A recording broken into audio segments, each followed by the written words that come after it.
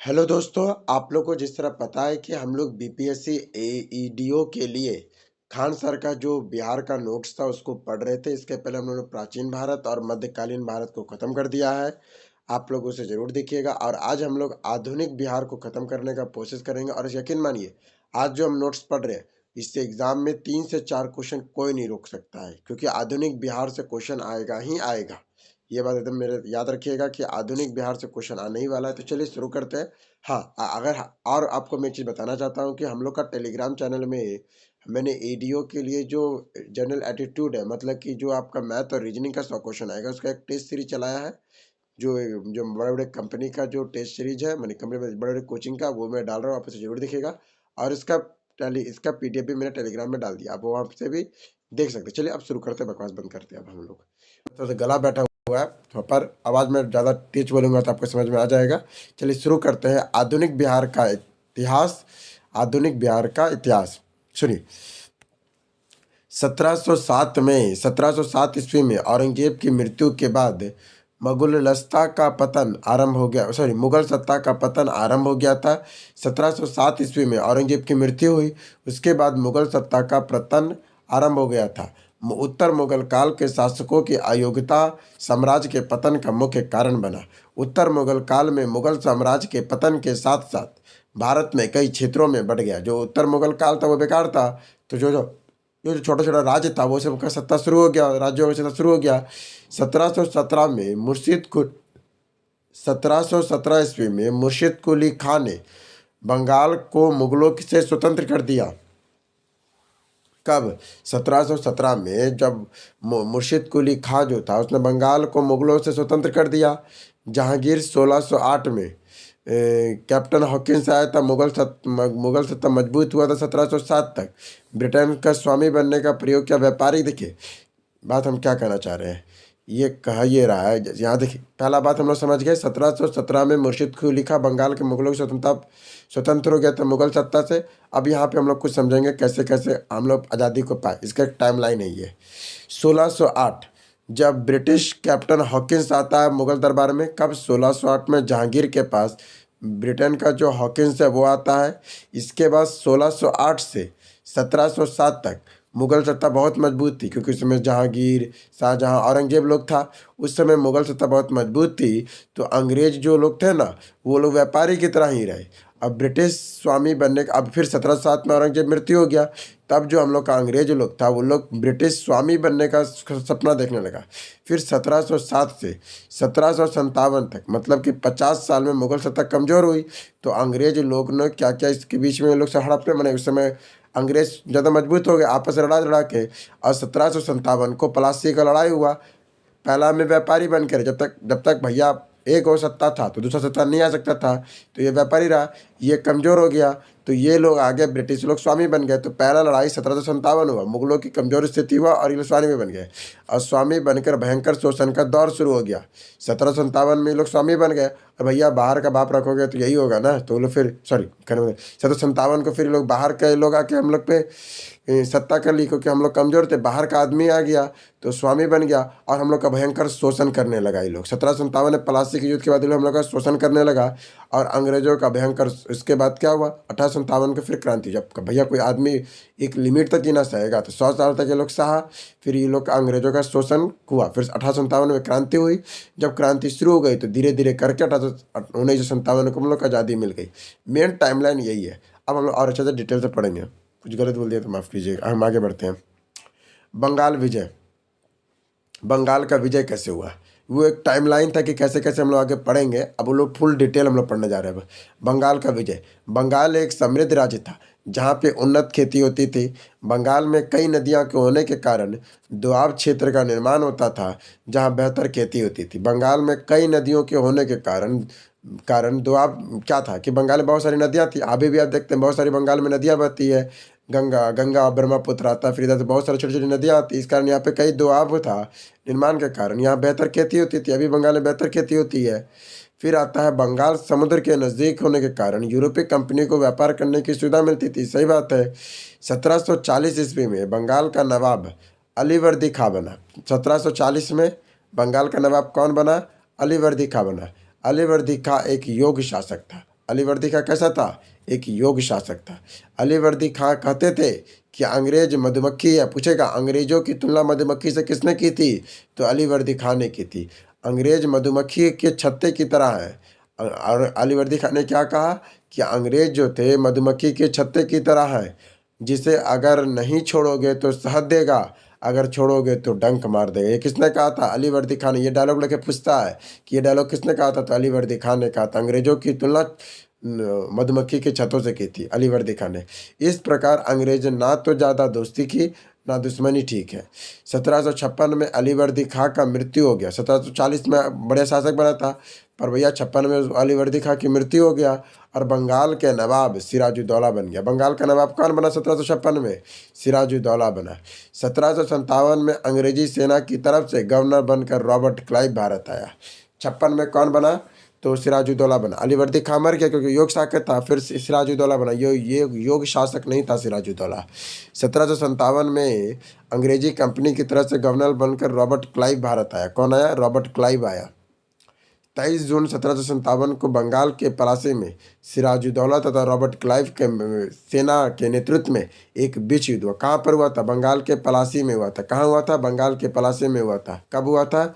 23 जून 1757 को हुआ था। सिराजुद्दौला और रॉबर्ट क्लाइव की सेना के नेतृत्व के बीच युद्ध हुआ था। पलासी के इस युद्ध में सिराजुद्दौला का मुख्य सेनापति मीर जाफर ने रॉबर्ट क्लाइव के साथ मिलकर धोखा दिया। इस युद्ध में सिराजुद्दौला हार के बाद अपने आप को सुरक्षित रखने हेतु मीर जाफर के पुत्र मरीन के पास पहुंचा। इस युद्ध में सिराजुद्दौला हार गया। उसने हार के बाद अपने आप को सुरक्षित रखने के लिए मीर जाफर के पुत्र मीर मरीन के पास पहुंच गया था। मरीन तथा मोहम्मद बेग ने मिलकर सिराजुद्दौला की हत्या कर दिया। इस प्रकार मीर जाफर षड्यंत्र में सफल हो गए। क्या कहा? मरीन और मोहम्मद बेग ने मिलकर सिराजुद्दौला की हत्या कर दिया। इस प्रकार मीर जाफर का षड्यंत्र सफल हो गया। वादे के मुताबिक मीर जाफर को बंगाल का नवाब बनाया गया। पहले अलीवर्दी खां योग शासक था, फिर उसे 1756 में सिराजुद्दौला को बनाया।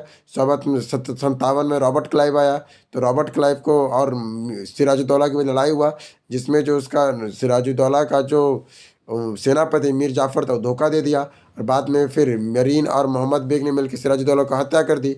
बाद में मीर जाफर को बंगाल का नवाब बना दिया। कितना समझ गए होंगे आप लोग? तथा अंग्रेजों को चुने गए 24 परगनों की जिम्मेदारी दे दी गई। और अंग्रेजों को चुने हुए 24 परगनों की जिम्मेदारी, भैया आप किसी के टुकड़ा में अगर नवाब बनिएगा तो फिर वो आपको तो उसको चुकाना पड़ेगा कीमत। तो अंग्रेजों को चुने हुए 24 परगनों को जिम्मेदारी देना पड़ा, जिम्मेदारी प्राप्त हुआ। 1757 में बंगाल का नवाब मीर जाफर बना। 57 में बंगाल का नवाब कौन बना? मीर जाफर बना। मीर जाफर एक अयोग्य शासक था। वे केवल अंग्रेजों का कठपुतली बनकर बंगाल में शासन किया।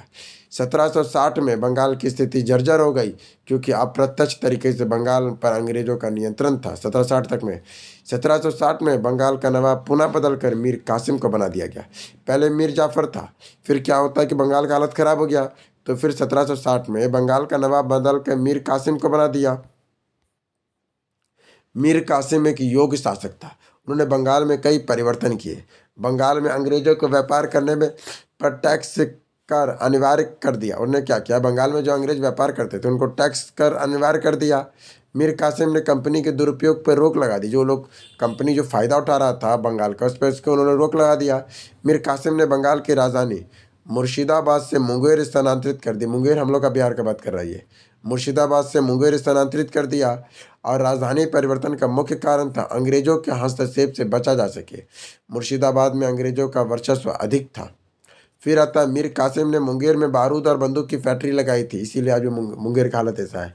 नहीं, कड़े मतलब है कि मीर कासिम ने मुंगेर में बारूद और बंदूक की फैक्ट्री लगाई थी। 1763 में कंपनी के माध्यम से मीर कासिम को नवाब के पद से हटा दिया गया।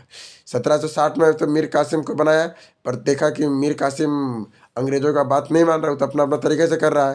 तो 1763 में कंपनी के माध्यम से मीर कासिम को नवाब के पद से हटा दिया गया। फिर आता 1763 में पुनः बंगाल का नवाब मीर जाफर को बनाया गया।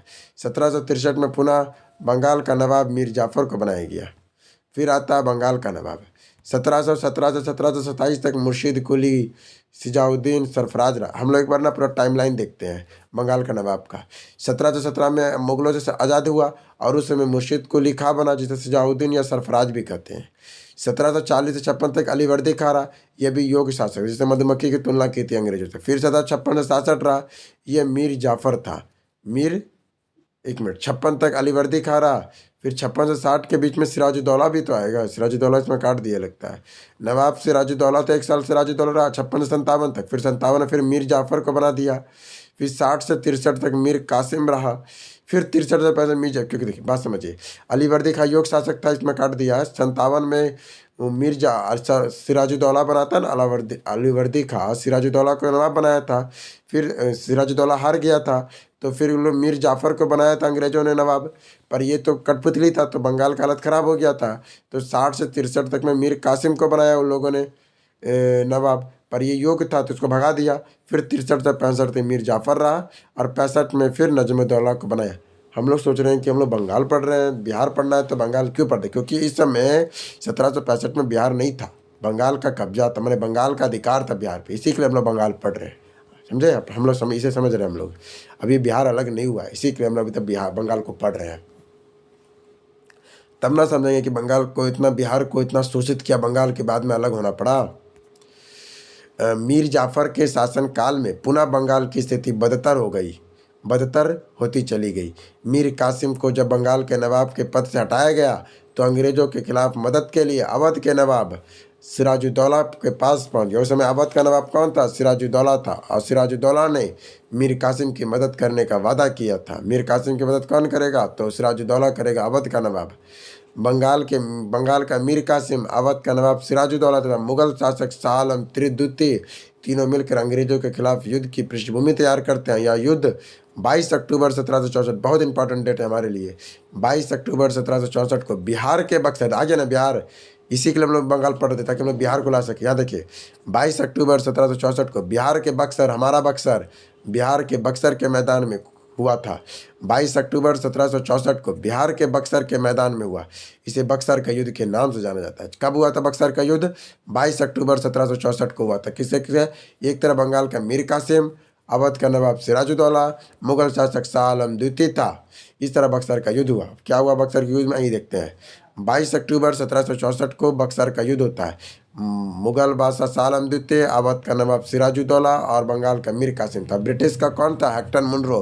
पूछेगा बक्सर के युद्ध में अंग्रेजों की तरफ से कौन था? तो हेक्टर मुनरो था।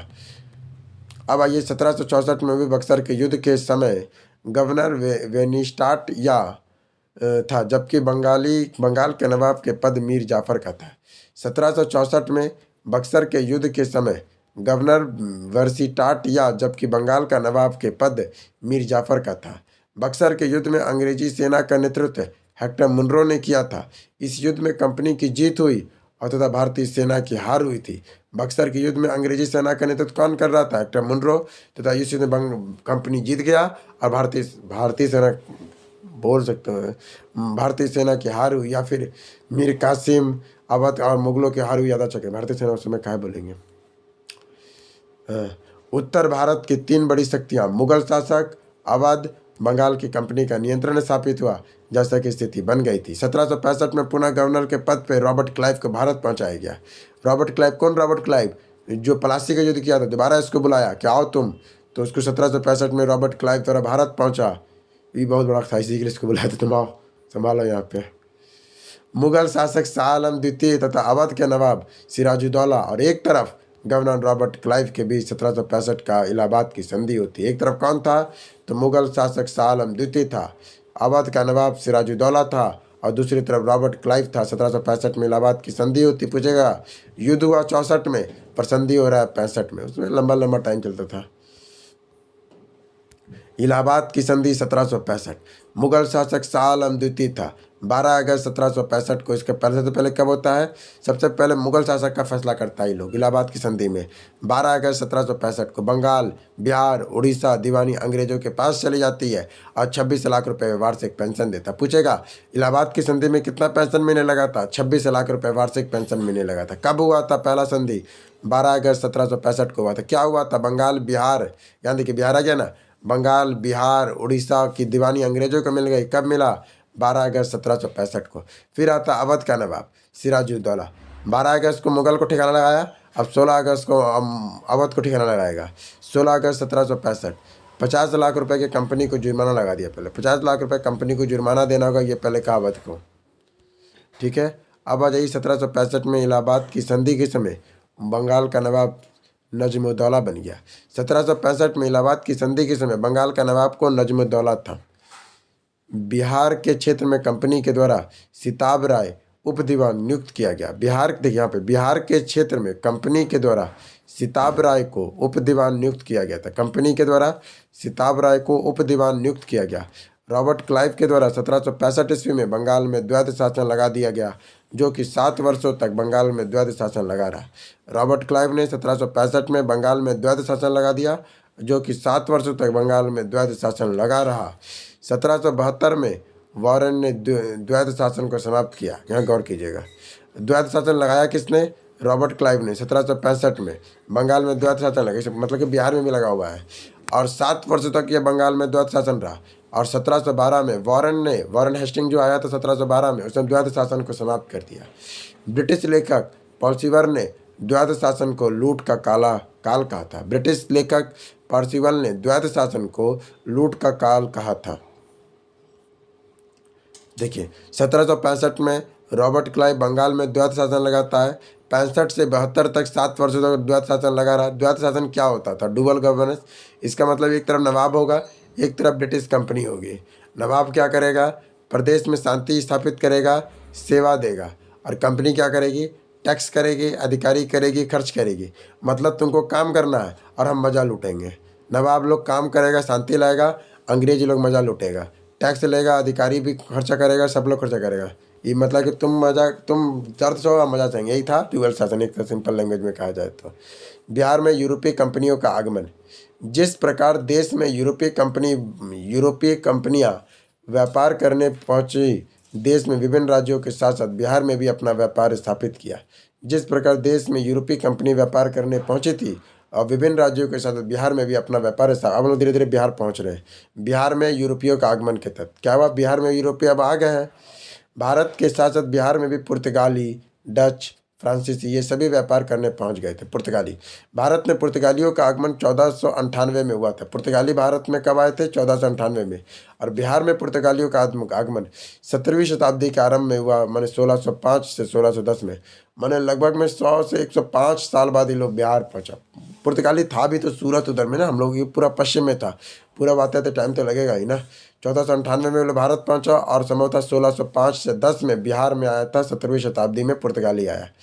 पुर्तगालियों ने बिहार में अपना कोई व्यापारिक कोठी नहीं बनाया था। पुर्तगालियों ने बिहार में अपना कोई व्यापारिक कोठी नहीं बनाया। उन्होंने बंगाल के हुगली को ही अपना व्यापारिक केंद्र मानते हुए बिहार से व्यापार किया था। मैंने बंगाल में जो हुगली में इन्होंने व्यापारिक केंद्र बनाया ना, वहीं से बिहार का व्यापार कर लेता था ये लोग। पुर्तगाली बिहार में सर्वाधिक सोरा का व्यापार करते थे। किसका करते थे? सोरा का। सोरा एक विस्फोटक पदार्थ है। देखो बिहार का यूज़ भी किया तो विस्फोटक के लिए किया ये लोग। पुर्तगाली बिहार में सर्वाधिक सोरा का व्यापार करते थे। सोरा एक विस्फोटक पदार्थ था। यूरोपीय कंपनियां बिहार से सोरा, सूती वस्त्र, अफीम, नील आदि का व्यापार करते थे। यूरोपीय कंपनी जो थी बिहार से मेन सोरा, फिर सूती वस्त्र, फिर अफीम, फिर नील आदि का। हम लोग ना अफीम भी बहुत ज़्यादा उगता था, अभी भी शायद उगता है, छुपे छुपे उगाता है। पर सोरा एक विस्फोटक है। सूती वस्त्र जानवे करते कहाँ मिलता है? भागलपुर साइड में। फिर अफीम और नील, जिसके लिए तो चंपारण जाना जाता है, नील का व्यापार करते थे डच। भारत में डचों का आगमन 1602 ईस्वी में हो गया था। बिहार में डच ईस्ट इंडिया कंपनी व्यापार करने के लिए 1632 में पहुंचे थे। ये लोग 30 साल में ही आ गया। ये तो पूछता भी है कि Dutch east India company Bihar में कब पहुंची थी, तो 1632 में पहुंची थी। 1632 में डचों ने बिहार में अपना पहला व्यापारिक केंद्र पटना में स्थापित किया। 1632 में डचों ने बिहार में अपना पहला व्यापारिक केंद्र पटना में स्थापित किया। पटना में डचों ने पटना कॉलेज के उत्तरी भवन जो एक मिनट फिर ऊपर करते दोस्तों। पटना में डचों ने पटना कॉलेज के उत्तरी भवन में अपना व्यापारिक कंपनी स्थापित किया था। पटना में डचों ने पटना कॉलेज के उत्तरी भवन में अपना व्यापारिक कंपनी स्थापित किया था। डचों ने बिहार में सूती वस्त्र, सोरा और अफीम के व्यापार किया था। डचों ने बिहार में सूती वस्त्र, सोरा और अफीम के व्यापार किया था। ब्रिटिश भारत ने ब्रिटिश ईस्ट इंडिया कंपनी का आगमन 1608 ईस्वी में जहांगीर के शासनकाल में हुआ था। भारत में ब्रिटिश ईस्ट इंडिया कंपनी का आगमन 1608 ईस्वी में जहांगीर के शासनकाल में हुआ था। बिहार में अंग्रेजों ने अपनी पहली व्यापारिक कंपनी 1651 में स्थापित किया था। बिहार में अंग्रेजों ने अपनी पहली व्यापारिक कंपनी कब लगाया? 1651 में, पर 1632 में डचों ने लगा दिया था। उसका देखिए 18 या 19 साल बाद आ रहा बिहार लोग। डच हम लोग के पास पहले आ गया था 1632 में, और ये लोग कब आता है? 1651 में आता। अब आ जाइए 1691, सीधे 40 साल बाद। 1691 में अपना के गुजराल बाग में, अपना क्या पता नहीं, 1691 में अपना के गुजराल बाग में अंग्रेजों ने अपनी पहली कंपनी स्थापित की थी। गुजराल बाग में अंग्रेजों ने अपनी पहली कंपनी स्थापित की। ब्रिटिश बिहार से सूती वस्त्र, शोरा, अफीम, चीनी मिट्टी, नील तथा चीनी का व्यापार करते थे। हम लोग के पास यही तो था ही, वस्त्र था, शोरा माने विस्फोटक था, अफीम था हम लोग के पास, चीनी मिट्टी, नील तथा चीनी का व्यापार करते थे। बिहार आने वाला पहला अंग्रेज डच था जो अकबर के शासनकाल भारत के साथ बिहार में ही भ्रमण किया था। इसका नाम काट दिया, पता नहीं क्या था, सॉरी। मैंने बिहार में जो अकबर के साथ पहला बार आया था ना, वही बिहार में पहला बार भ्रमण किया था। बिहार में आने वाला पहला अंग्रेज था वो। यूरोपीय कंपनियों में सोरा, अफीम, और इसका नाम आपको हम कमेंट बॉक्स में नाम बता देंगे, ठीक है, खोज के, पता नहीं अभी। बिहार में आने वाला पहला अंग्रेज डच था जो अकबर के शासनकाल में भारत के साथ साथ बिहार में कई भ्रमण किया था। यूरोपीय कंपनियों को सोरा, अफीम, नील के व्यापार का प्रमुख केंद्र बिहार था। यूरोपीय कंपनी का जो सोरा था, अफीम था, नील था, वो व्यापार का प्रमुख केंद्र बिहार था। सोरा, देखिए अब यहाँ समझिए कहाँ कहाँ से ये लोग क्या क्या चीज़ चुराता था, मैंने खरीदता था, कहना चुराएगा, खरीदता था, चोरी समझिए लोग का। सोरा सारण से, तिरहुत से, पश्चिमी चंपारण, गोपालगंज, पूर्णिया। वाह, ये तो पश्चिम से पूरा घुस गया सीधे, नहीं पश्चिमी रहा, पश्चिम से उत्तर चल गया। सारण आपका हपड़ा छपरा, सारण मतलब सारण, तिरहुत मतलब सिवान के आसपास, सारण, तिरहुत, पश्चिमी चंपारण, गोपालगंज, पूर्णिया, यहाँ से सोरा मिलता था ये लोग को। अफीम हमारा वैशाली, मुजफ्फरपुर, पूर्णिया, वैशाली, मुजफ्फरपुर, पूर्णिया। नील चंपारण से, मैंने सोरा और नील तो चंपारण से मिला। अफीम कहाँ से मिलता था? वैशाली, मुजफ्फरपुर और पूर्णिया से। अब आ जाइए चीनी व्यापारी। बिहार में पहला चीनी कारखाना 1840 ईस्वी में डचों के सहयोग से बेतिया, चंपारण में स्थापित किया गया, लेकिन यह चीनी कारखाना व्यापारिक रूप से स्थापित नहीं किया जा सका। मैंने पहला जो चीनी कारखाना कब बना था बिहार में? 1840 में बना था, डचों के सहयोग से बना था, बेतिया, चंपारण में बना था, पर यह पूरा कंप्लीट नहीं हो पाया था। 1904 में अंग्रेजों द्वारा मडोरा, जो सारण हमारा छपरा है, 1904 में अंग्रेजों ने मडोरा, जो सारण है, ये अपना पहला व्यापारिक चीनी कारखाना स्थापित किया। 1904 में अंग्रेजों के द्वारा मढोरा, सारण में अपना पहला व्यापारिक चीनी कारखाना स्थापित किया। अंग्रेजों के द्वारा बिहार में सर्वाधिक पश्चिमी चंपारण, गोपालगंज, सारण आदि के क्षेत्र में चीनी का व्यापार किया जाता था। नील व्यापार। ब्रिटिशों ने नील के व्यापार में भी अधिक दिलचस्पी थी। वे सफ़ेद कपड़ों में नील का उपयोग करते थे। ब्रिटिशों ने नील के व्यापार में भी दिलचस्पी थी, वे सफ़ेद कपड़ों पर नील का प्रयोग करते थे। 1867 में चंपारण के किसानों द्वारा सामूहिक रूप से पहला नील विद्रोह किया गया था। अंग्रेजों के द्वारा नील के व्यापार करने के दौरान सर्वाधिक शोषण हुआ। अंग्रेजों ने नील के व्यापार में सर्वाधिक हम लोग का शोषण किया था। सही बात है, हम लोग का शोषण किया था इन लोगों ने। बिहार में किसान नील की खेती नहीं करना चाहते थे। कौन भैया नील की खेती करना चाहे? ज़मीन को बंजर कर देता है नील। बिहार के किसान नील की खेती नहीं करना चाहते थे, क्योंकि इसे भूमि में नील की खेती होती थी, वह भूमि उर्वरक क्षमता घटने लग जाता था और बंजर हो जाए। सही बात है, इसीलिए नहीं करना चाहिए, क्योंकि आप एक बार जो है और भूमि खराब कर दिए तो फायदा कुछ ही होगा के। अब देखिए सोरा व्यापार। सोरा एक विस्फोटक पदार्थ है जिसका प्रयोग बम या बारूद बनाने के लिए करते थे। वाह, हम लोग जो सोरा उगाते थे उसका प्रयोग बम और बारूद बनाने के लिए करते थे। बिहार में सर्वाधिक सोरा का व्यापार अंग्रेजों के द्वारा सारण माने छपरा है, सारण, मुजफ्फरपुर, चंपारण, गोपालगंज के क्षेत्र में किया जाता। मैंने देखिए हम लोग का जो सोरा निकलता था, कहाँ निकलता था? जो सारण, मुजफ्फरपुर, चंपारण और गोपालगंज में होता था ये सब। बिहार से अंग्रेज चीनी मिट्टी का व्यापार ज़्यादातर भागलपुर, चीनी मिट्टी का व्यापार देखिएगा, बिहार से अंग्रेज चीनी मिट्टी का व्यापार ज़्यादातर भागलपुर तथा पूर्णिया के क्षेत्र से क्या करते थे? अंग्रेज चीनी मिट्टी को खरीदकर उसमें सजावटी वस्तुएं, गृह उपयोग वस्तुएं बनाकर पुनः भारत में बेच पड़ते थे। ठीक है, अब आ जाइए बिहार में, अब आ जाइए हम लोग विद्रोह करेंगे। अब बिहार में ब्रिटिश के खिलाफ आंदोलन, ये तो देखिए कि बिहार में ब्रिटिश आए कैसे कैसे और क्या क्या किए। अब जो भैया दमन करेंगे तो फूटेगा ना, न्यूटन का टर्ड लॉ, जैसे करिएगा वैसा भरिएगा। अब आइए 17 को विद्रोह कैसे किया हम लोग ये देखिए। 1757 से लेकर 1857 तक मध्य ब्रिटिशों का शोषणकारी नीतियों द्वारा भारत में भयंकर शोषण किया गया। अंग्रेजों ने भारत के देश के आम नागरिकों के साथ साथ जनजातियों का भी खूब शोषण किया था। अंग्रेजों के द्वारा जनजातियों को बेगारी कराया जाता था तथा कई बेगारी मतलब होता है कि आप काम कीजिएगा, बगल में बदले में आपको कुछ नहीं मिलेगा, ना खाना ना पीना ना पैसा ना कौड़ी, आप मुफ्त में खटिए बैठ के, उसी को बेगारी कहते हैं। अंग्रेजों के द्वारा जनजातियों से बेगारी कराया जाता था तथा कई क्षेत्रों में अंग्रेजों ने इनके भूमि पर अवैध कब्जा भी किया था। इसी के विरुद्ध जनजातियों ने कई विद्रोह किए। जनजातियों का एक प्रमुख निवास स्थल बिहार का छोटानागपुर पठार था, जो आज झारखंड में पड़ता है। जनजातियों का एक प्रमुख निवास स्थल बिहार का छोटानागपुर पठार क्षेत्र था। फिर आता है वहाबी आंदोलन। इस आंदोलन की शुरुआत बिहार में 1822 ईस्वी में हुआ था। इस आंदोलन की शुरुआत बिहार में 1822 ईस्वी में हुआ था। यह एक अंतर्राष्ट्रीय आंदोलन था तथा लेकिन भारत में इस आंदोलन का मुख्य केंद्र पटना बना। क्या बोलता है ये देखिए, ये कौन सा है, जो वहाबी आंदोलन था ये कब हुआ था, बिहार में 1822 में हुआ। यह एक अंतर्राष्ट्रीय आंदोलन था लेकिन भारत में इस आंदोलन का मुख्य केंद्र पटना था। पूछेगा वहाबी आंदोलन का भारत का केंद्र कहाँ था, पटना में हुआ था। कब शुरू हुआ था, 1822 में हुआ था। आंदोलन के कारण क्या क्या थे, इस्लामिक नीतियों की सर्वोच्चता को स्थापित करना, पश्चिमी सभ्यता के कारण इस्लामिक सभ्यता पर हुए प्रभाव को खत्म करना। यह आंदोलन किसी धर्म के विरुद्ध नहीं था लेकिन ब्रिटिशों के कारण ही भारत में सांस्कृतिक गतिविधियों में परिवर्तन देखने को मिली, इसी के कारण यह ब्रिटिशों के विरुद्ध हो गया था। बिहार में वहाबी के दो प्रमुख नेता थे, विलायत और इनायत अली। बिहार में वहाबियों के दो प्रमुख नेता, पूछेगा बिहार में वहाबियों के दो प्रमुख नेता कौन थे, तो विलायत अली और इनायत अली। कौन दो प्रमुख नेता थे, विलायत अली और इनायत अली थे। यह आंदोलन बिहार में 1822 से लेकर 1868 तक सक्रिय रहा था। यह आंदोलन बिहार में 1822 से 1868 तक सक्रिय रहा। विलायत अली और इनायत अली की मृत्यु के बाद यह आंदोलन धीरे धीरे समाप्त हो गया था। विलायत अली और ये कब रहा, यह आंदोलन 1822 से 68 तक रहा और विलायत अली और इनायत की मृत्यु होने के बाद यह आंदोलन भी धीरे धीरे समाप्त हो गया था।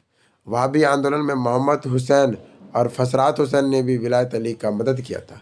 तो हम लोग विलायत मैंने क्या देखे, वहाबी आंदोलन में 4 लोग का नाम पढ़े, विलायत अली, इनायत अली प्रमुख सक्रिय थे। इन लोग का मृत्यु हुआ उस समय पे मोहम्मद हुसैन और फरात हुसैन ने भी महत्वपूर्ण विलायत अली की मदद किया था। अब आ जाइए नोनिया विद्रोह, बहुत इंपॉर्टेंट विद्रोह। नोनिया विद्रोह जो 1770 से 80 के बीच में चला था। नोनिया विद्रोह 1770 से 1800 मतलब 30 साल तक नोनिया विद्रोह चला। यह विद्रोह बिहार के नोनिया जाति के लोगों द्वारा किया था, नोनिया जाति के द्वारा किया गया। नोनिया जाति के लोग सोरा के व्यापार करते थे। कौन क्या करते थे, लोग सोरा का व्यापार करते थे। ये सोरे के मिट्टी का जमा कर अंग्रेजों तथा अन्य यूरोपीय कंपनी को बेचते थे। एक मन 40 केजी के सोरे की मिट्टी को बदले अंग्रेजों ने 1 रुपया दिया करते थे, जबकि अन्य यूरोपीय कंपनी इसके बदले 2 या 3 रुपये दिया करते थे। इसी कारण नोनिया जाति के लोग अंग्रेजों के खिलाफ विद्रोह कर दिया। सोरा एक विस्फोटक पदार्थ था। बिहार में इसका सर्वाधिक व्यापार सारण, पूर्णिया, मुजफ्फरपुर में हुआ करता था। फिर आता है हमारा सन्यासी विद्रोह। 1763 से 1800 ईस्वी में सन्यासी विद्रोह हुआ। प्रभाव क्षेत्र बंगाल और पूर्वी बिहार। कारण क्या था, अंग्रेज भारतीय सभ्यता तथा संस्कृति को अवगत नहीं था और बंगाल के क्षेत्र में ज़्यादा संख्या में साधु संत रहा करते थे। ये साधु संत डाकू समझकर फांसी देना शुरू कर दिया। साधु संतों को डाकू समझकर उन्होंने फांसी देना शुरू कर दिया। इसके खिलाफ सन्यासियों ने विद्रोह कर दिया था।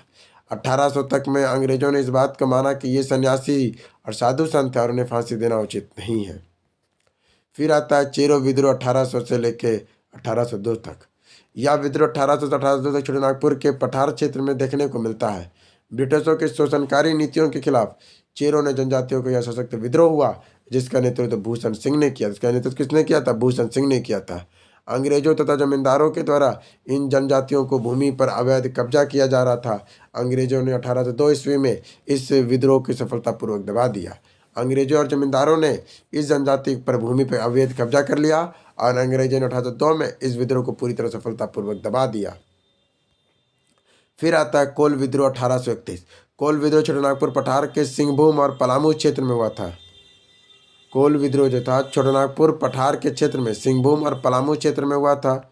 इस विद्रोह का प्रमुख कारण था अंग्रेजों के द्वारा जनजाति से अधिक भू राजस्व लिया जा रहे। टैक्स जमा न करने के कारण अंग्रेजों उनकी भूमि का अवैध कब्जा करना शुरू कर दिए थे। मैंने क्या सिंपल लैंग्वेज में कहा जाए तो कोल विद्रोह में क्या होता ना, ये आपका सिंहभूम और पलामू क्षेत्र में हो रहा था।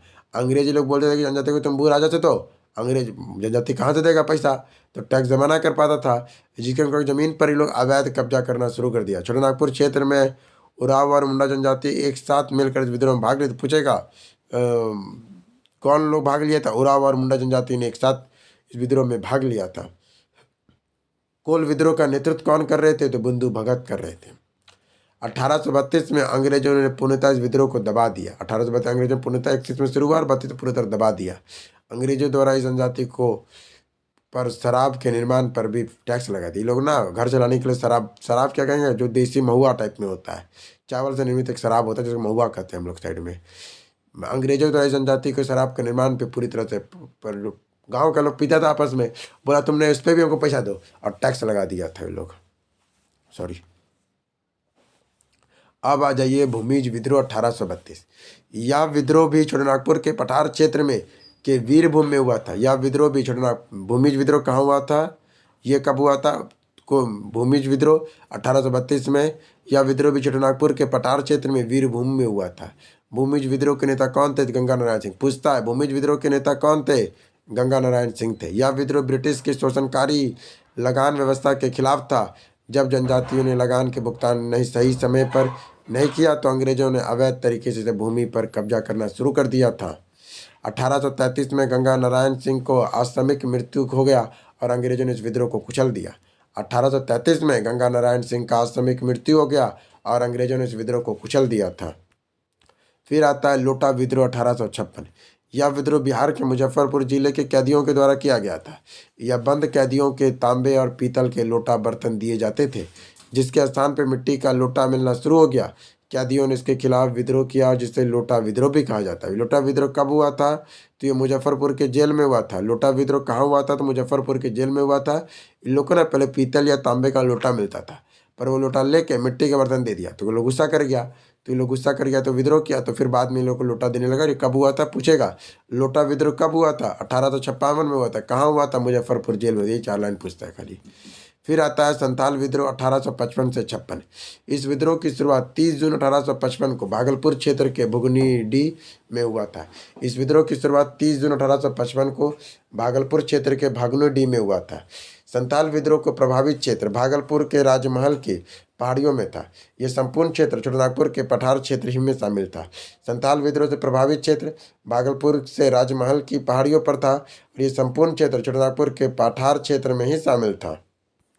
फिर आता यह विद्रोह में संथाल जनजाति के द्वारा किया गया एक सशक्त विद्रोह था, जिसमें 70,000 से अधिक संथालियों ने भाग लिया था। विद्रोह का कारण क्या था? ब्रिटिश के शोषणकारी भू राजस्व व्यवस्था के कारण संथाल जनजाति प्रताड़ित महसूस कर रहे थे। जब संथाल भू राजस्व के जमा करने में असमर्थ हुए तो जमींदारों और अंग्रेजों ने साहूकारों ने भी इसके जमीन पर अवैध कब्जा शुरू कर दिया और इस विद्रोह के सबसे प्रमुख कारण था। भागलपुर क्षेत्र में रेलवे लाइन बिछाई जा रही थी, जिससे संथालों में बेगारी कराएगा जाने लगा। मौके पर ही दरोगा हत्या कर दिया करते थे। इस विद्रोह के तत्कालिक कारण बना। विद्रोह का प्रभाव। सिंधु कानू चांद भैरव चारों भाइयों ने लगभग 70,000 संथालियों को एकत्रित किया और पूरे भागलपुर क्षेत्र में संथालों ने अंग्रेजों को खदेड़ दिया था। ब्रिटिश अधिकारी मेजर बारो ने इस संघर्ष में मारा गया था। विद्रोह का दमन। लेफ्टिनेंट थॉमसन ने आधुनिक हथियार के साथ छोटानागपुर क्षेत्र में बर्बरता से प्रहार किया, जिसमें 15,000 से अधिक संथाली मारे गए। सिंधु और कानू का भी हत्या कर दी गई और इस प्रकार यह विद्रोह का नेतृत्वहीन हो गया। इसने ना कौन मेन याद रखिएगा? लेफ्टिनेंट थॉमसन ने आधुनिक हथियारों से छोटानागपुर। हम लोग तो भैया लकड़ी और डंडा से लड़ रहे थे, वो लोग ले आया हथियार आधुनिक, तो हम लोग के 15,000 संथाली को उन्होंने मार दिया। समझ रहे? 15,000 संथाली, एक दो को नहीं था, 15,000 संथाली को उन्होंने मार दिया था, जिसमें सिंधु कानू की तो उन्होंने बर्बरता से हत्या किया, लटका दिया था लोगों ने। इस विद्रोह की यह नेतृत्वहीन हो गया और ख़त्म हो गया। इतना असल हम लोग अपना दुश्मन इसको मानते दूसरे को मानते हैं, बड़ा तो यही हम लोग का। संथाल विद्रोह महिलाओं का योगदान। संथाल विद्रोह में महिलाओं का योगदान। फूलो मुर्मू और झानू मुर्मू दोनों बहनें थीं दोनों ने मिलकर संथाल क्षेत्र में महिलाओं को एकत्रित किया और इसकी भूमि पर इस विद्रोह का महत्वपूर्ण रही। क्या कर देखिए, संथाल विद्रोह, महिलाओं कभी कम नहीं थी हमारे संथाल विद्रोह में। फूलो मुर्मू कौन थी? फूलो मुर्मू और झानो मुर्मू, ये दोनों बहनें थी। दोनों ने मिलकर संथाल क्षेत्र में महिलाओं को एकत्रित किया और इनकी भूमिका इस विद्रोह में महत्वपूर्ण रही थी। 1856 में विद्रोह को दबाने के क्रम में मार्शल लॉ लागू कर दिया। बोलो, महिलाओं को दबाने के लिए मार्शल लॉ लगाता है लोग। विद्रोह का परिणाम, विद्रोह को समाप्त होने के बाद भागलपुर के क्षेत्र में संथाल परगना की स्थापना हुई। अब क्या हुआ, विद्रोह का परिणाम तो खत्म कर दिया, दबा तो दिया, पर विद्रोह समाप्त होने के बाद उन्होंने सोचा कि भागलपुर क्षेत्र में से संथाल परगना की स्थापना 1876 में किया गया। इस क्षेत्र को भू राजस्व व्यवस्थाओं में बाकी क्षेत्रों से अलग किया गया और सुविधाजनक बनाया गया। देखो, इतना जब मरेगा तो उसके बाद तो कुछ तो पसरेगा ना, पसरेगा क्या, व्यवस्था अलग कर दिया सीधा सीधी। भागलपुर क्षेत्र में संथाल परगना को अलग किया 1876 में, और यहाँ का भू राजस्व को हटाया, बदल दिया गया और अलग कर सुविधाजनक बनाया गया यहाँ की जनजाति के हिसाब से। फिर आता है मुंडा विद्रोह 1899-95, कहीं कहीं 95 से 90 भी बोला जाता है। इस विद्रोह के 2 चरण थे। पहला चरण 95 से पूर्व या 1 दशक तक चला। दूसरा चरण 95 से 90 तक चला। प्रभावित क्षेत्र छोटानागपुर का पठार था। विद्रोह का कारण, मुंडा जनजाति के लोग सामूहिक कृषि करते थे जिसे कुटखट्टी व्यवस्था कहा जाता था। अंग्रेजों ने इसने कृषि व्यवस्था को प्रभावित किया तथा भू राजस्व की व्यवस्था को कठोर बना दिया, जिस कारण से मुंडा जनजाति के लोगों ने एक सशक्त विद्रोह किया था। मुंडा विद्रोह के नेतृत्व करता बिरसा मुंडा छोटानागपुर क्षेत्र में भारी संख्या में लोगों को एकत्रित किया। संथाल विद्रोह की तरह यह विद्रोह भी अंग्रेजों के खिलाफ हिंसात्मक रहा। मुंडा विद्रोह का नेतृत्व करता कौन थे? तो बिरसा मुंडा। छोटानागपुर क्षेत्र में भारी संख्या में लोग एकत्रित हुए और संथाल विद्रोह की तरह यह विद्रोह भी अंग्रेजों के खिलाफ हिंसात्मक रहा। बिरसा मुंडा को धरती आबा भी कहा जाता है, जिसका अर्थ होता है धरती का पिता। जिसका अर्थ क्या होता है? धरती का पिता। बिरसा मुंडा कहते थे कि उनका जन्म लोगों के कल्याण के लिए हुआ है। वे भगवान के अवतार मानते थे। 1899 को बिरसा मुंडा के नेतृत्व में 50,000 के लगभग अंग्रेजों के खिलाफ विद्रोह हुआ। जनजातियों के पास पारंपरिक हथियार धनुष, भाला और कुल्हाड़ी थी, जबकि 3 फरवरी 1900 को बिरसा मुंडा को सोते हुए ने गिरफ्तार, देख रहे, सोते हुए गिरफ्तार कर लिया था और इस प्रकार यह विद्रोह का नेतृत्व विहीन कर दिया गया।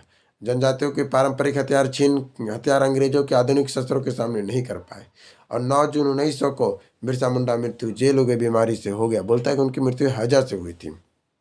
फिर आता है ताना भगत आंदोलन 1914। मुंडा विद्रोह से प्रेरित होकर चतरा भगत के नेतृत्व में इस आंदोलन की शुरुआत होती है। चतरा भगत को दूसरा बिरसा मुंडा समझा जाता है। चतरा भगत को ये उराव थे, दूसरा मुंडा समझा जाता है। इस आंदोलन में छोटानागपुर क्षेत्र में जनजातियों ने दिकुओं को टैक्स देने से मना कर दिया था। ये जनजाति अंग्रेजों के बेगारी नहीं करना, ये बेगारी आपको समझाए थे, ये जनजाति अंग्रेजों के बेगारी नहीं करना चाहते थे। अंग्रेजों द्वारा इन्हें जनजातियों के धर्म को प्रभावित किया जा रहा था। अंग्रेजों द्वारा निर्मित इनके धार्मिक नीति रिवाजों के हस्तक्षेप किया जा रहा था।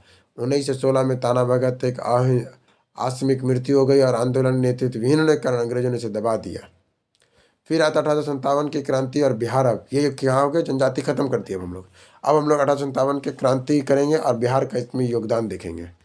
1757 से 1857 के मध्य 100 वर्षों तक लगातार कंपनी के माध्यम से नियंत्रण स्थापित किया जा रहा था। इन 100 वर्षों में भयंकर शोषण का दौर चला था। कई सामाजिक, आर्थिक, धार्मिक और राजनीतिक कारणों से 1857 में ईस्वी में पूरे देश में बड़े क्षेत्र में क्रांति। सब 100 साल तक आप किसी को सामाजिक, आर्थिक, धार्मिक, राजनीतिक रूप में शोषण कीजिएगा तो वो तो फटेगा ना। 1857 के ईस्वी में पूरे देश में बड़े क्षेत्र में क्रांति हुई। विद्रोह का तत्कालिक कारण क्या था? तो 29 मार्च 1857 को बंगाल के बैरकपुर छावनी में सिपाहियों का 34वां रेजिमेंट स्थित था। बैरकपुर छावनी के सिपाही मंगल पांडे ने 29 मार्च को लेफ्टिनेंट बाग और मेजर ह्यूमस लेफ्टिनेंट बाग और मेजर ह्यूमनस को मौके पर ही गोली मारकर हत्या कर दिया था। इस विद्रोह का तत्कालीन कारण बना। मेन चर्बी के कारण हुआ था, आपको पता ही होगा। चलिए ठीक है। बिहार के में क्रांति का प्रवेश। 12 जून 1857 को बिहार में क्रांति का प्रवेश रोहिणी में हुआ। रोहिणी वर्तमान झारखंड के देवघर में स्थित है। रोहिणी में सिपाहियों के द्वारा 32वां रेजिमेंट स्थापित किया गया था। ब्रिटिश अधिकारी नॉर्मन लेसी को सलामत अली और शेख हारो के नेतृत्व में हत्या कर दिया गया। सिपाहियों ने 32वीं रेजिमेंट के रोहिणियों को भागलपुर स्थानांतरित कर दिया। 3 जून 1857 को ब्रिटिश विद्रोह की शुरुआत पटना में हुई। 3 जुलाई 1857 को विद्रोह की शुरुआत कहाँ होती है? तो पटना में हुआ। पटना में विद्रोह का नेतृत्व पुस्तक विक्रेता पीर अली के द्वारा की गई थी। विद्रोह का नेतृत्व किसने किया था? एक पुस्तक विक्रेता था पीर अली, उसके द्वारा की गई थी। 4 जुलाई को पटना में तत्कालीन कमिश्नर विलियम टेलर के द्वारा पीर अली को गिरफ्तार कर लिया गया। पीर अली और अन्य 16 सहयोगियों के साथ कुछ ही हफ्तों में फांसी दे दिया गया। पीर अली को 1600 के कुछ ही हफ्तों में फांसी भी दे दिया गया। और 25 जुलाई 1857 को विद्रोह की शुरुआत मुजफ्फरपुर में सिपाहियों द्वारा किया गया था। फिर आता है 25 जुलाई 1857 को दानापुर के सिपाहियों द्वारा ही विद्रोह को किया गया था। छपरा में मोहम्मद हुसैन खां के नेतृत्व में लोगों का विद्रोह किया। 26 जुलाई और 27 जुलाई को जगदीशपुर में आरा और भोजपुर जागीरदार वीर कुंवर सिंह ने अंग्रेजों के खिलाफ विद्रोह कर दिया था। जगदीशपुर में विद्रोह को दबाने के लिए ब्रिटिश अधिकारी विसेंट आयर और डरबन पहुंचे थे। जगदीशपुर में विद्रोह दबाने के लिए ब्रिटिश अधिकारी विसेंट आयर और डरबन पहुंचा था।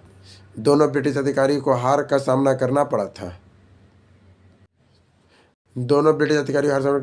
जगदीशपुर से अंग्रेजों की खोली खाली कर दिया गया और यहाँ की सजा वीर कुंवर सिंह को घोषित कर दिया गया। और यहाँ का राजा किसे घोषित किया गया? वीर कुंवर सिंह को। जगदीशपुर में अंग्रेजों को हराने के बाद वीर कुंवर सिंह उत्तर प्रदेश पहुंचे। वहाँ से कानपुर में नाना साहब से अंग्रेजों के खिलाफ युद्ध में साथ देने दिए। कुंवर सिंह ने उत्तर प्रदेश के आजमगढ़ भी पहुंचे, जहाँ अंग्रेजों के खिलाफ संघर्ष किया और विजय हासिल की। वीर कुंवर सिंह रीवा मध्य प्रदेश में प्रवेश की अनुमति नहीं मिली और बाद में वह प्रजा के राजा के खिलाफ विद्रोह किया।